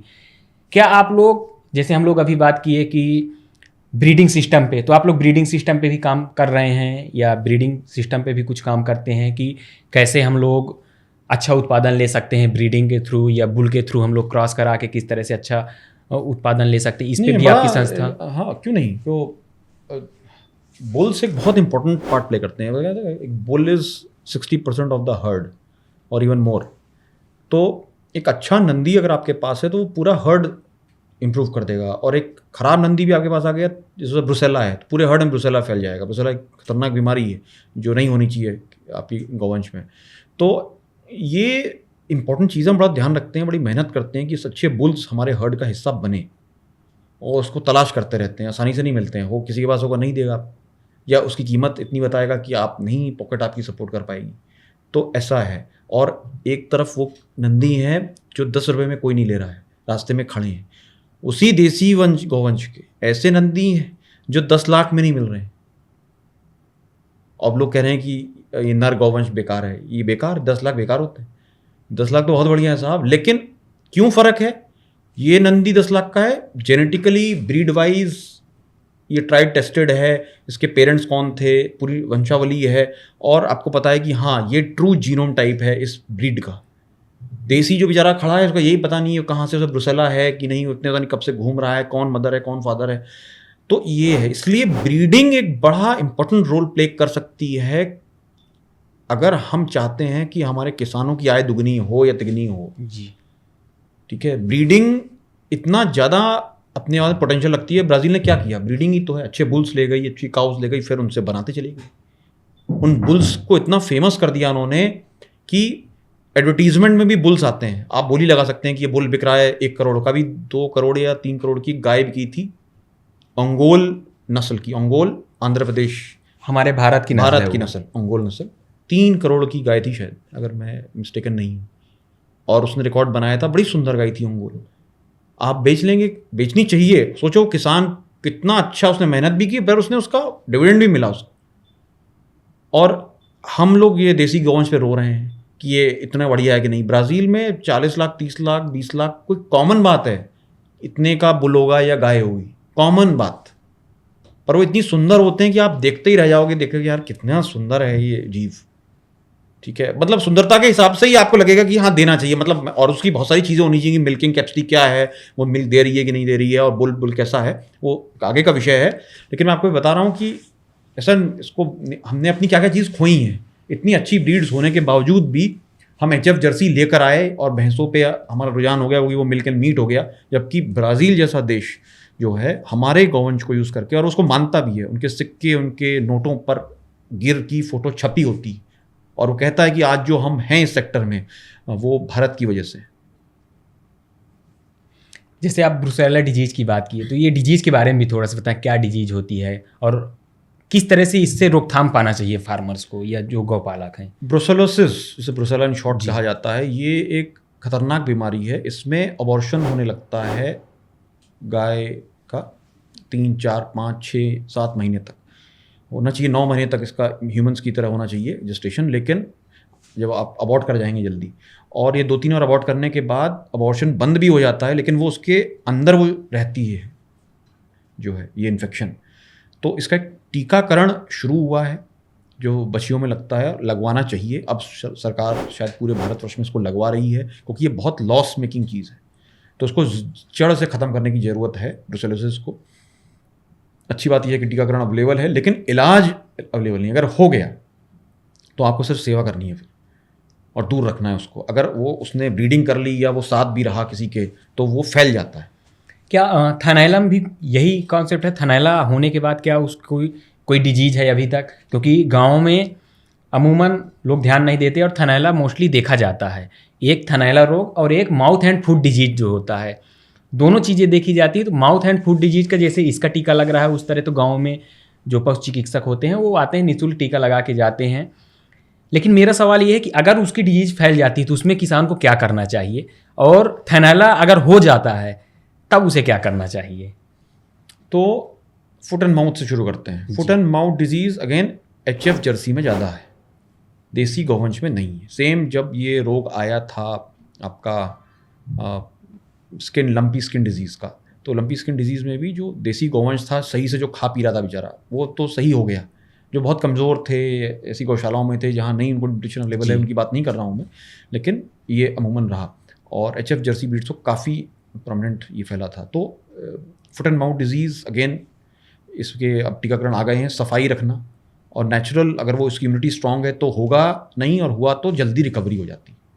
ठीक है, देसी गौवंश में ये मैंने खुद देखा है। हम ना, और अपने हर्ड को आप बचा के रखें और हर्ड से ना मिलाएं, तो काफ़ी हद तक आपसे कंट्रोल कर सकते हैं। अब तो कई सालों से इसकी महामारी नहीं फैली है लंपी स्किन डिजीज़ की। फिर ब्रुसेला की हमने बात कर ही ली है जो है। तो और आपने क्या पूछा? माउथ एंड फूड डिजीज, और दूसरा थनैला की बात हुई थी, मैस्टाइटिस। हाँ, मैस्टाइटिस जो हुई। तो थनैला और मैस्टाइटिस जो एक ही नाम है, वो अडर में होता है। थनों में जब आपने दूध नहीं निकाला, गंदगी रह गई, मतलब गाय का दूध, जैसे गाय दूध देती है, उसको आप 5 मिनट बैठने ना दें दूध निकालने के बाद। अगर वो तुरंत बैठ जाती है तो उसके पोर्स खुले होते हैं टीट्स के, और उसमें से फिर वो जर्म्स इंटर कर जाते हैं, और वो एक बड़ा कॉज है। तो कुछ लोग डिप्स यूज़ करते हैं जो है, वो आप कर सकते हैं। नहीं तो बहुत अच्छा देसी तरीके से आप डिप बना सकते हैं, हल्दी का, तेल का, और या जो है नीम कुछ लोग डाल लेते हैं, कुछ कीकर उबाल लेते हैं, उसमें भी anti fungal anti bacterial properties होती हैं। तो ये सब किसान पे और या गौपालक पे डिपेंड करता है कितनी सफाई वो रखता है। तो एक तो गाय को तुरंत बैठने ना दें 5 मिनट तक, सिर्फ उसी से आप बहुत कुछ सेव कर लेते हैं। और अडर को साफ रखें मिल्किंग के समय, मिल्किंग के बाद। ठीक है, तो इससे आप थनैला से बच सकते हैं। थनैला हो गया तो उसके बाद आपको बहुत वेट नहीं करना चाहिए, तुरंत आपको एक्शन लेना चाहिए। अगर आप ऐसी चीज़ें यूज़ कर रहे हैं ट्रॉपिकल जो लगाई जा सकती हैं, जैसे एलोवेरा, हल्दी का बनाकर, सरकार ने भी इसके ऊपर काफ़ी सारी इंफॉर्मेशन रिलीज़ करी है जो काफ़ी कारगर है। तो अगर आप उसे यूज़ करते हैं तो उससे भी आप काफ़ी हद तक उसे कंट्रोल कर लेते हैं। नहीं तो फिर आप होम्योपैथी, एलोपैथी, इस पर तुरंत आपको जाना चाहिए। क्योंकि थनैला अगर हुआ, थन खराब हुए, तो फिर वही बात आ जाएगी कि दूध नहीं देती, अब मैं क्या करूँ? या तो दिल बड़ा करो, और नहीं तो इस पर तेज़ी से एक्शन लो कि भाई इसको जो बेच देते हैं या, हाँ, मतलब फिर वही है कि 3 थन 2 थन रह गए तो फिर उनको लगता है कि अरे अभी तो इतना दूध नहीं दे रही है, तो मेरे लिए उतनी प्रोडक्टिव नहीं है। तो ये इससे हमें बचने की बहुत ज़्यादा ज़रूरत है। अच्छा, अगर हम लोग हेथा की बात करें, 10 करोड़ पे पहुंच चुके हैं, अगला टारगेट क्या है आप लोगों का? अगले आने वाले समय में आप लोग और क्या क्या चीज़ें लेके आने वाले हैं? चाहे वो प्रोडक्ट की बात हो, चाहे फिर लोकेशन वाइज आपके सेटअप को और बढ़ाने की बात हो, या फिर बात हो कि अगला टारगेट, क्योंकि एक हर व्यक्ति एक अपने बिजनेस में टारगेट सेट करता है कि हमें अब यहाँ पहुँचना है। आप लोगों का क्या टारगेट है कि आप लोग नेक्स्ट लेवल क्या अचीव करने वाले हैं, और हमारे लिए देश के जो उपभोक्ता हैं उनके लिए देसी गाय स्वदेशी गायों से बने उत्पाद कौन कौन से और नए लेके आने वाले हैं? देखिए, गायों की जो कितने प्रोडक्ट्स हम बना सकते हैं देसी गायों से, ये असीम है। ठीक है, तो इतना कुछ है उसके पास। हम लोग तो एक, मुझे लगता है टिप ऑफ द आइसबर्ग जैसा कहते हैं, ठीक है, कि हम बना रहे हैं, ये सच भी है। कितनी आयुर्वेदिक और औषधियाँ हैं जिसमें पंचगव्य इस्तेमाल होता है, हम 50 एक बना रहे हैं, ठीक है। तो उनको हम जो है रिसर्च से ढूंढें और उनको हम बनाएं, लोगों तक पहुंचाएं। जैसे शतद होता घृता सबसे अच्छी बर्न होने पर क्रीम है, या सबसे अच्छी दांत खाद, आपको अगर ये सब है, खुजली है, स्किन डिजीज़ है, उसके लिए बहुत अच्छी। तो कितने लोगों को पता है? बहुत कम लोगों को। तो वो ज्ञान फैलाएं, दोबारा पंचगव्य की जो इम्पोर्टेंस है आपकी लाइफ में होनी चाहिए, वो दोबारा हम स्थापित कर सकें। ये बहुत ज़रूरी है हमारे लिए। तो ये एक हमारा गोल है, ये है protection and propagation of indigenous breeds of cows. ये हमारा मोटो है, ठीक है। ऑल अबाउट इंडिजिनस काउज हम लिखते हैं अपना, कि हम सिर्फ देसी गायों पर काम करते रहेंगे। अभी तो 4 ब्रीड्स पे ही काम हो रहा है, और क्या ब्रीड्स पे हम जा सकते हैं। कितनी गौवंश, देसी गौवंश घूमता रहता है, रोड्स पे एक्सीडेंट होते रहते हैं। उस पर हम क्या कर सकते हैं, किसके साथ हम मिल के काम कर सकते हैं, क्योंकि इसमें चीटिंग भी बहुत ज़्यादा है। लोग बोलते कुछ हैं, होता कुछ है, और फिर वो सब चीज़ें बेकार हो जाती हैं, क्योंकि आपसे ग्राहक जुड़ा है कि आपने जो कहा वो आप कर रहे हैं कि नहीं कर रहे हैं, जो आप बोल रहे हैं वो हो रहा है नहीं हो रहा है, तो उसको करें। बहुत कुछ सीखने को है। तो आयुर्वेद पंचगव्य ही अपने आप में इतनी बड़ी एक साइंस है कि हम जीवन लगा देंगे तो भी हम नहीं पहुंच सकते। क्वालिटी इंप्रूवमेंट करना, पैकिंग को इंप्रूव करना, शेल्फ लाइफ इंप्रूव करना, क्योंकि हम किसी भी प्रोडक्ट में तक के प्रिजर्वेटिव यूज़ नहीं करते हैं। तो हमारे पास चैलेंज रहता है, च्यवनप्राश कैसे बचाएं, उसमें फंगस लगेगी। ग्राहक कहता है क्या रावत जी, इसमें खोए में आपके फंगस लग जाती है। तो उनको बताना पड़ता है साहब ये अच्छी बात है, क्योंकि आप जो बाजार से खोया लाते हैं वो उसमें फंगस ही नहीं लगती है। कैसे है, ऐसा कैसे हो गया? क्योंकि उसमें प्रिजर्वेटिव्स मिले हुए हैं, या वो फिर नकली दूध से ऐसे बना हुआ है कि उसको फंगस कभी लगेगी ही नहीं। जी, बैक्टीरिया, फंगल ग्रोथ भी उसी पे होगी ना, जो खाने योग्य चीज़ होगी, ऑर्गेनिक मैटर होगा, उसी पे लगेगी। तो ये प्रचार की कमी है, जानकारी की कमी है। तो इस पे हम काम कर रहे हैं, हम काम और करते रहना चाहते हैं इसके ऊपर, कि देसी गौवंश की जो प्रोडक्ट्स हैं वो अच्छे हैं आपके लिए, आप उसको यूज़ करिए, आपका स्वास्थ्य लाभ है। आपको अगर गाय बचानी है तो उसके प्रोडक्ट्स आपको यूज़ करने हैं, और इसलिए नहीं यूज़ करना है कि आप कुछ एहसान कर रहे हैं, इसलिए कि वो आपके लिए अच्छे हैं। A2 टाइप मिल्क है, उसके आपकी बॉडी सही रहेगी, आपका माइंड सही रहेगा, इजी टू डाइजेस्ट होगा, ठीक है। आप टाइप 1 डायबिटीज़ से बचे रहेंगे, आपके बच्चों को ऑटिज्म कभी भी नहीं छुएगा। तो ये सब चीज़ें ह्यूमन बेनिफिट के लिए हैं। तो मुझे लगता है कि बहुत कुछ करना बाकी है। हमने कोई नंबर फिक्स नहीं किया है टू आंसर ए क्वेश्चन, वो अपने आप नेचुरली होता है। आपकी सेल्स बढ़नी चाहिए, आप ज़्यादा गौवंश नेचुरली बढ़ता जाता है। आप ब्रीडिंग हो रही है नेचुरली, बूढ़ी गाय हो रही है, उनको कैसे पालेंगे और सफाई की कैसे बेहतर कर सकते हैं, क्या मशीनरी यूज़ करने लायक है, उस पर शोध होता रहता है। बहुत बार हम अच्छे लोगों को हमें लगता था हमें इन्हें हायर करना चाहिए, पर उनकी जो कंपनसेशन थी वो इतनी ज़्यादा होती है कि आप नहीं चाहकर भी हायर कर सकते हैं। तो जब संस्था बढ़ती है तो आप ऐसे लोगों को ला सकते हैं। जैसे जितने अच्छे लोग आपके साथ जुड़ेंगे उतने आप बेहतर करेंगे। लाइक माइंडेड लोगों को लाना आसान नहीं होता है, क्योंकि मनुष्य अपनी धुन में है, उसको कुछ अपना करना है। आप तो एक जरिया हैं, या कुछ दिनों के लिए मिले, वो वाली बात हो जाती है, ठीक है। तो ये चैलेंजेस हैं। गायों के साथ बहुत कम लोग काम करना चाहते हैं। अगर हम लोग बात करें, जब आप स्टार्ट किए 2 गायों से और आप जॉब के बाद डायरेक्ट आए, तब आपने बताया कि घर वालों ने विरोध भी किया।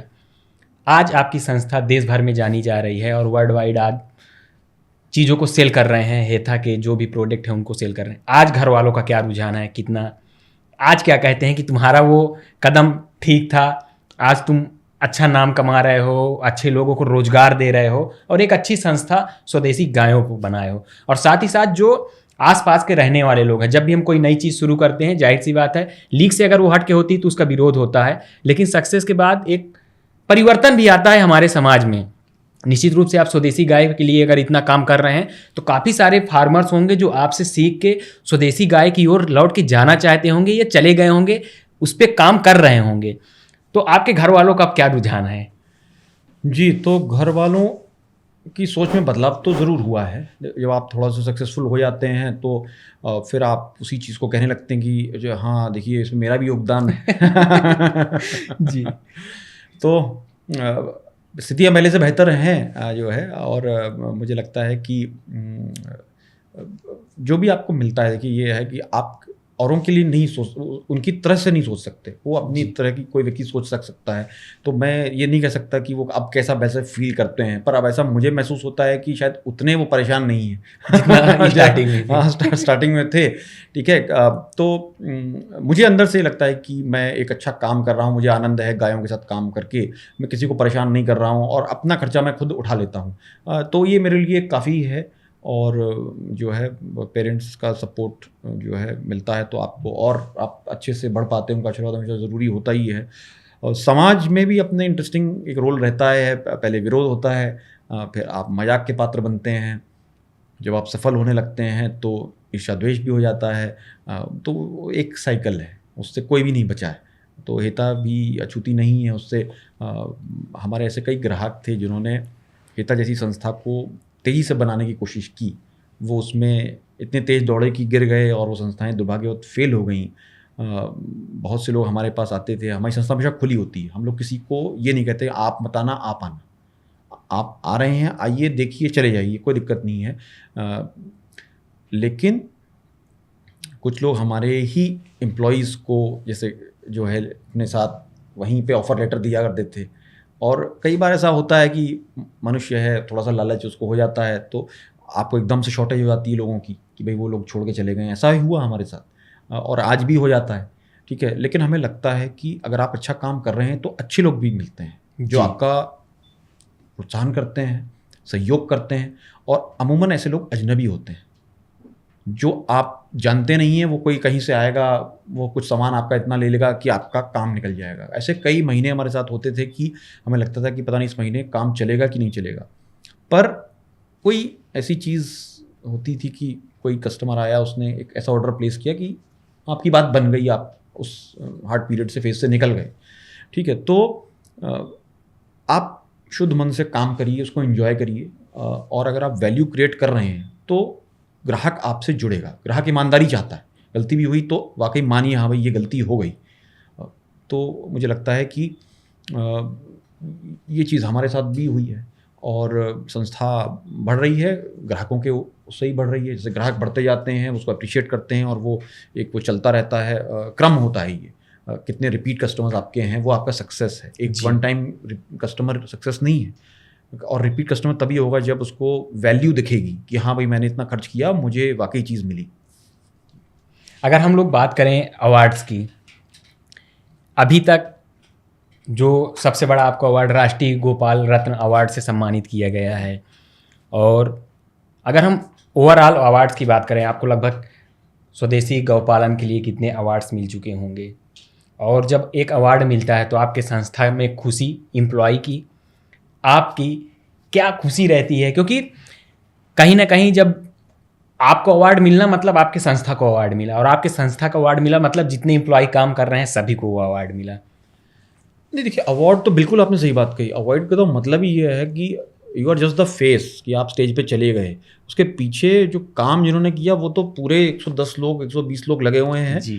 जो है, और वो 1000 गायें खड़ी हैं जिनकी वजह से आप वहाँ पहुँचे हैं स्टेज के ऊपर। तो इसमें तो कभी दो राय रही नहीं, कभी ऐसा सोचने में भी नहीं आया कि आपने जीत लिया। तो राष्ट्रीय गोपाल रत्न अवार्ड एक बहुत बड़ा हमारे लिए एक मुकाम था, क्योंकि ये भारतवर्ष का सबसे प्रीमियम अवार्ड है और सेंट्रल गवर्नमेंट से ये आता है और काफ़ी बड़ी राशि ये दे के जाता है, 5 लाख रुपए, और आपको नाम मिलता ही है। तो हमारे लिए ये बहुत प्लेजेंट सरप्राइज़ थी। और उस समय जो है कैश फ्लो की ज़रूरत रहती ही है कि यार पैसा होता तो और कुछ कर लेते, और कुछ मशीनरी खरीद लेते, कोई और बाड़े बनवा लेते, कोई और छप्पर डलवा लेते। तो वो बहुत अच्छा रहा, मतलब एक बड़ा जो है एक अच्छा एक्सपीरियंस रहा वहाँ तक पहुँचने का। और इसमें गायों का सहयोग और जो हमारे साथ पूरी टीम है उनका तो सहयोग रहा ही रहा जो है, तो एक खुशी का वो रहा। Entrepreneur award of the year संस्था को मिला जो है, एक उत्तराखंड शक्ति अवार्ड था, कोई वहाँ संस्था में काम करते हैं। और जो है लोकल लेवल पे, डिस्ट्रिक्ट लेवल पे, गाज़ियाबाद में भी, स्टेट गवर्नमेंट लेवल पर भी संस्था को अवार्ड्स मिले हैं। तो जिन्होंने दिए उनका बहुत बहुत धन्यवाद जो है। और सर्टनली इससे जो है पूरी संस्था है उसको एक बल मिलता है कि आप कर रहे हैं, जो है आपको पैट ऑन द बैक जिसे कहा जाता है, तो ये तो वाकई एक ऐसी चीज़ है जो मिलती रहे तो अच्छा है। जी जी। अच्छा, जैसे राष्ट्रीय गोपाल अवार्ड की हम लोग बात करें, उसकी क्या स्टोरी थी कि लोग आपके यहाँ आए और आप नॉमिनेट किए, गवर्नमेंट के लोग आए आपके डेयरी में देख के चीज़ों को चेक किए और चले गए, और आप लोग नहीं जान पाए कि ये राष्ट्रीय गोपाल रत्न अवार्ड की तरफ से आए थे? वो क्या स्टोरी हाँ, थी? ये बड़ा इंटरेस्टिंग था, क्योंकि और ये होना भी चाहिए था, क्योंकि मतलब उसमें एक ऐसी चीज़ होनी चाहिए तभी वो अवार्ड का एक मान्य है। तो जो एप्लीकेशन जाती है वो चीफ वेटनरी ऑफिसर डिस्ट्रिक्ट की तरफ से जाती है। भाई जी। पहले तो उसकी नज़र में आप होने चाहिए कि मेरे डिस्ट्रिक्ट में कोई काम हो भी रहा है कि नहीं हो रहा है। फिर वो और आगे जाती है कि भाई सभी डिस्ट्रिक्ट्स ने भेजा होगा नॉमिनेशंस, तो आप ही का नॉमिनेशन कंट्री लेवल पे पहुंचा, स्टेट ने आगे फॉरवर्ड किया, फिर कंट्री लेवल पे पहुंचा, और पूरी कंट्री में जितने नॉमिनेशंस आए डिस्ट्रिक्ट से छन छन कर, उनमें से फिर अब वो देखते हैं कि भाई वाकई अब जो है आप उस लायक हैं कि आपको नंबर 1 कहा जाए या नंबर 2 कहा जाए या नंबर 3 कहा जाए। तो हम लोग नंबर 1 थे, उसमें फर्स्ट आए थे हम लोग। तो ये एक वाकई एक बड़ी चीज़ थी कि भारतवर्ष में आप जो हैं रिप्रेजेंट कर रहे हैं और आपको नंबर 1 कहा जा रहा है और ये अवार्ड आपको मिला, तो it was certainly an achievement. मतलब हम लोग को लगा कि हम लोग शायद सही दिशा में चल गए हैं। जी। नहीं, तो उसकी जो टीम आती है वो किस तरह से आती है? हाँ, तो मैं वही बेसिकली बता रहा था कि जब नॉमिनेशन हो गया तो फिर चेकिंग करने भी लोग आते हैं, और हमारे साथ भी हुआ। तो जो टीम आई तो वो साउथ इंडिया से थी शायद, तो उन्होंने आकर देखा कि भाई हम देखना चाहते हैं अभी संस्था, और बहुत अच्छी बात है, सभी को स्वागत है। हमें ये अंदेशा अंत तक नहीं हुआ कि वो टीम देखने आई है कि हम लोग क्या कर रहे हैं, ठीक है, वेरिफिकेशन वो करने आए थे कि, और वो लिख रहे थे यहाँ पे कितना, तो तब हमें लगा कि थोड़ा सा कि यार ये लिखते क्यों हैं ये, कि हाँ भाई इतना है, ये इतना है, ये ऐसा है, ये इनके पास है कि नहीं है, हाँ ये है कि ये नहीं है, सफाई कैसी है, कौन से गौवंश हैं, क्या ब्रीड है इनके पास, उसकी क्वालिटी ऑफ ब्रीड कैसी है। तो वो सब उन्होंने नोट किया, काफ़ी देर उनका दौरा रहा, और फिर वो लोग जो है गए। और तब ये पता तो होता ही नहीं होगी, सब अपनी रिपोर्ट सबमिट करते होंगे, बाद में उसके पीछे प्रोसेस होता होगा। तो पारदर्शित रहे वो उस पूरे प्रोसेस में, और हमें लगा कि ये ऐसा होना भी चाहिए कि आप कोई अवार्ड खरीदे ना, आपको अवार्ड मिले, आप उसके लायक हो। जी। और वही आज एक कहानी है कि हम लोग पता भी नहीं चला, चीज़ें हो भी गई और हम लोग अवार्ड से सम्मानित भी हो गए। ये अपने आप में बहुत बड़ी चीज़ है। तो इसी में मैं क्रम में जोड़ना चाहता हूँ कि जब हमने संस्था बनाई तो उसमें कुछ वैल्यू सिस्टम हमने रखे। उसमें ये था कि हम अवार्ड खरीदेंगे नहीं। आपको हैरानी होगी, बहुत से अवार्ड आजकल मिलते हैं मार्केट में, और उसमें लिखते हैं कि आप कोई अवार्ड दिया जाएगा, आप इतने पैसे दीजिए। तो फिर वो अवार्ड ही क्या हुआ वो, ठीक है, तो फिर वो अवार्ड नहीं हुआ। फिर तो मतलब एक आपने एडवर्टीजमेंट एक तरह का किया, लेकिन एक गलत रूप ले लिया उसका, कि आपने दिखाया कि आपका अवार्डेड है, आप एडवर्टीजमेंट करिए आप कि आपका च्यवनप्राश बहुत बढ़िया है, लेकिन च्यवनप्राश अवार्ड कर दिया गया जो इस वजह से। और भैया आपने कैसे कंपैरिजन किया, आप पैसे देके थोड़ी अवार्ड ले सकते हैं। तो मुझे लगता है कि अवार्ड्स रहने चाहिए, और उसमें पारदर्शिता होनी चाहिए, और वही अवार्ड फिर अच्छा लगता है।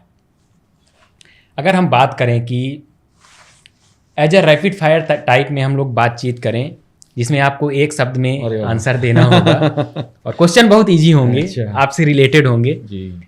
अगर हम बात करें कि आपको अपने संस्थान का सबसे अच्छा प्रोडक्ट क्या लगता है कि ये हर कंज्यूमर के घर में होना चाहिए और हर कंज्यूमर को इसका उपयोग करना चाहिए? देसी गाय का घी, बिलोना घी।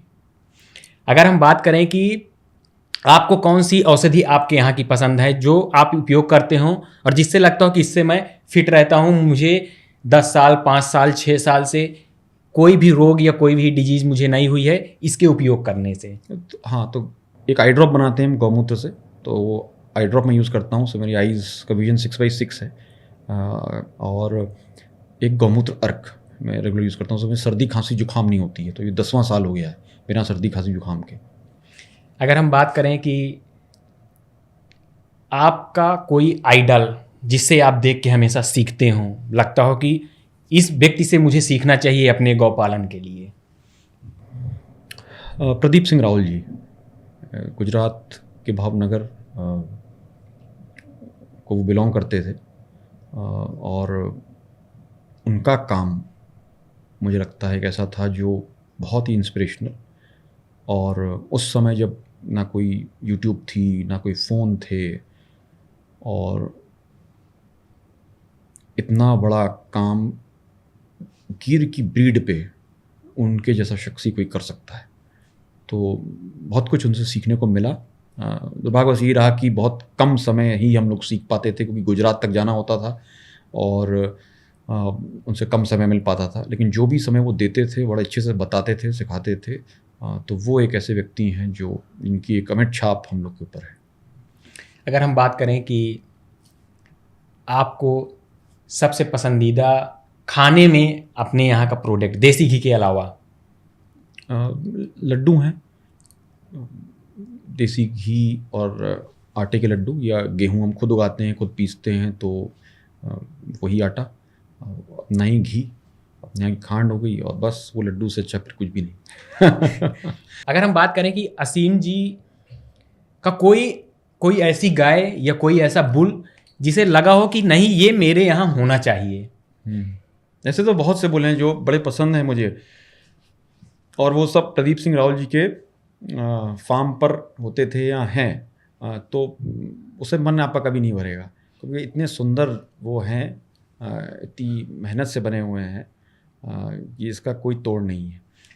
अच्छा, कोई गाय या बुल जो रही हो, आप चाहते रहे हो कि ये मेरे यहाँ मुझे लेके आना है और आप लेके आ गए हो? मतलब ऐसा बहुत कम हो पाया, क्योंकि उसकी कीमत या उस समय अवेलेबिलिटी ना के बराबर ही होती है। 10 लाख कितनी बार आप खर्च कर पाएंगे, एक सवाल रहता है। ठीक है, एक स्टार्टअप आप चला रहे हैं, तो बहुत बार ऐसा हुआ कि बुल्स नहीं मिले, लेकिन प्रदीप सिंह रावल जी के यहाँ से हमने 2 बुल लिए जो है, वो बड़े सुंदर थे, और वो आए तो आपका आंसर कर देता है कि भाई वो अच्छे भी थे, मिल भी गए, लेकिन हर बार ऐसा नहीं हुआ। जी।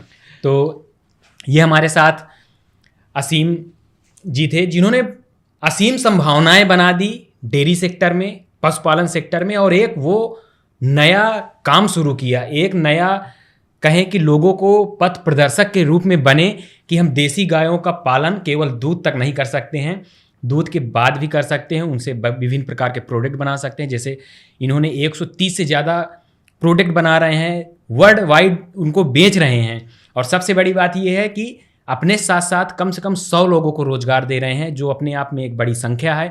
और राष्ट्रीय जो गोपाल रत्न अवार्ड होता है 2018 में, उस अवार्ड से ये सम्मानित हैं। इनका संस्थान सम्मानित है स्वदेशी गायों के उत्पादन के लिए, और ये एक अपने आप में बहुत बड़ी बात होती है कि आप इतने सारे लोगों को रोजगार दे रहे हैं, इतने सारे लोगों को आप अपने साथ जोड़ के कहीं ना कहीं उन्हें भी प्रेरित कर रहे हैं स्वदेशी गाय की ओर। और एक ये मुहिम है कि स्वदेशी गायों को कितना बढ़ा सकते हैं। सर, आप हम लोगों के साथ जुड़े, इतनी सारी बातचीत किए, और हमारे एक बुलाने पे आप बहुत आसानी से उपस्थित हो गए। ये निश्चित रूप से एक आपकी उदारता है कि आप इतना आसानी से, इतना हमारे एक फ़ोन कॉल पे कि सर आ रहे हैं, आप आ गए। आपका बहुत बहुत धन्यवाद हम लोगों के साथ आने के लिए।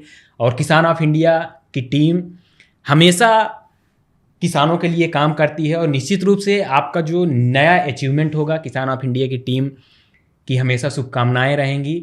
जो भी आप लोग और करना चाहते हैं उसमें रहेगा, और जिस तरह से जो भी आपके टारगेट हैं और जिस तरह से आप लोग चाहते हैं कि स्वदेशी गायों का देश भर में लोगों के प्रति जागरूकता आनी चाहिए, निश्चित रूप से हम लोग उसके लिए भी काम करेंगे। आप हमारे साथ जुड़े, आपका बहुत बहुत धन्यवाद सर। आपका भी बहुत बहुत धन्यवाद मुझे यहाँ बुलाने के लिए, और इतने अच्छे सवाल पूछने के लिए। एक रैपिड राउंड भी आपने मेरे साथ किया।